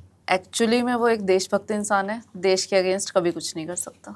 सबसे बड़ी अफवाह लॉरेंस को लेकर? कि लॉरेंस की कोई गर्लफ्रेंड थी जिसकी वजह से उसको जला दिया गया और लॉरेंस क्राइम वर्ड में आया उसका बदला लेने के लिए। तमाम केसेस आप लॉरेंस के हैंडल कर रही हैं, उसमें सबसे कठिन केस आपको कौन सा लगता है? केस तो सारे ही अपनी जगह कठिन है, क्योंकि एविडेंस किसी में कुछ नहीं है। किसी में भी कुछ भी कहना और उसको डिनाई करना इज़ क्वाइट डिफ़िकल्ट। आपने बहुत बार बातें की हैं लॉरेंस से, हर एंगल पे बात की होगी, उसमें एक सबसे इमोशनल मोमेंट क्या रहा? एज ए लॉयर नहीं, as a person, as a human? नहीं, एज सच कभी उसको इमोशनल मैंने देखा नहीं।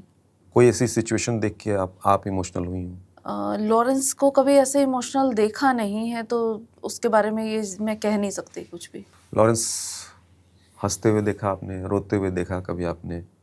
हंसते हुए तो नॉर्मल बातचीत में हर चीज़ को लाइटली लेता है, और रोते हुए डेफिनेटली कभी ना कभी किसी चीज़ को लेके रिग्रेट या पेन होता होगा, बट कभी देखा नहीं। होता होगा लेकिन डेफिनेटली बीइंग अ ह्यूमन होता होगा, कुछ ना कुछ रिग्रेट तो रहेगा। वो भी यूनिवर्सिटी अगर गया था बीइंग अ लॉ स्टूडेंट, तो आज की डेट में अगर वो होता तो शायद मेरी जगह वो बैठा होता, किसी और को डिफेंड कर रहा होता, एक अच्छा लॉयर होता या अच्छा जज होता। तो ऐसे ही इंसान को झल्लाहट भी होती है, गुस्सा भी आता है, वो होते हुए होता होगा। कभी कभी हो जाता है कि नहीं ये क्या हो रहा है मुझे नहीं पता बाहर क्या हो रहा है। कभी उससे किसी केस के रिगार्डिंग पूछो कि भाई इस केस में नाम आया है या क्या है, मुझे नहीं पता कि क्या है। कभी उसने बोला कि हाँ जिस तरह की चीज़ें हो रही हैं, नई नई चीज़ें आ रही हैं, मुझे गलत समझा गया, समझा जा रहा है? नहीं, कभी ऐसी कोई सफाई नहीं दी, कभी कुछ नहीं ऐसा, ना कोई गुस्सा इन सब चीज़ों को लेके, ना कोई सफाई। वो छोड़ देता है कि ठीक है जो है आप देख लेना कोर्ट में। मतलब इस मामले में लेके बिल्कुल बस, स्थिर। हाँ? बिल्कुल। टफ टाइम है ना उसे, लॉरेंस के लिए। ऐसे समय में Rajni, as a lawyer Rajni नहीं, एज ए ह्यूमन बीइंग क्या कहना चाहेंगी? जैसे हो वैसे रहो, बी पेशेंट, काम, और न्याय ज़रूर मिलेगा। सलमान खान अगर इस पॉडकास्ट को देख रहे हैं, उनको क्या मैसेज देना चाहेंगी? कैसे ये चीज़ें?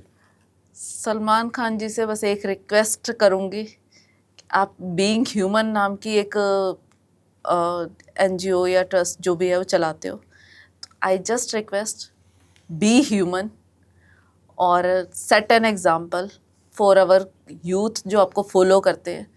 बहुत बहुत शुक्रिया, आपने वक्त दिया और तमाम बातें की। दर्शकों से रिक्वेस्ट है कि वो भी कमेंट करके बताएं कि जो भी हमने बातें की उसमें उनका अपना क्या मानना है, और कुछ और अगर जानना चाहते हैं तो एक बार और मैं रजनी से रिक्वेस्ट करूंगा कि उन पहलू पर भी बात करें। आप सब्सक्राइब कर लें चैनल को, इसी तरह के विषय को लेकर हम आते रहते हैं। आज के लिए बहुत बहुत धन्यवाद madam, thank you so much. Thank you.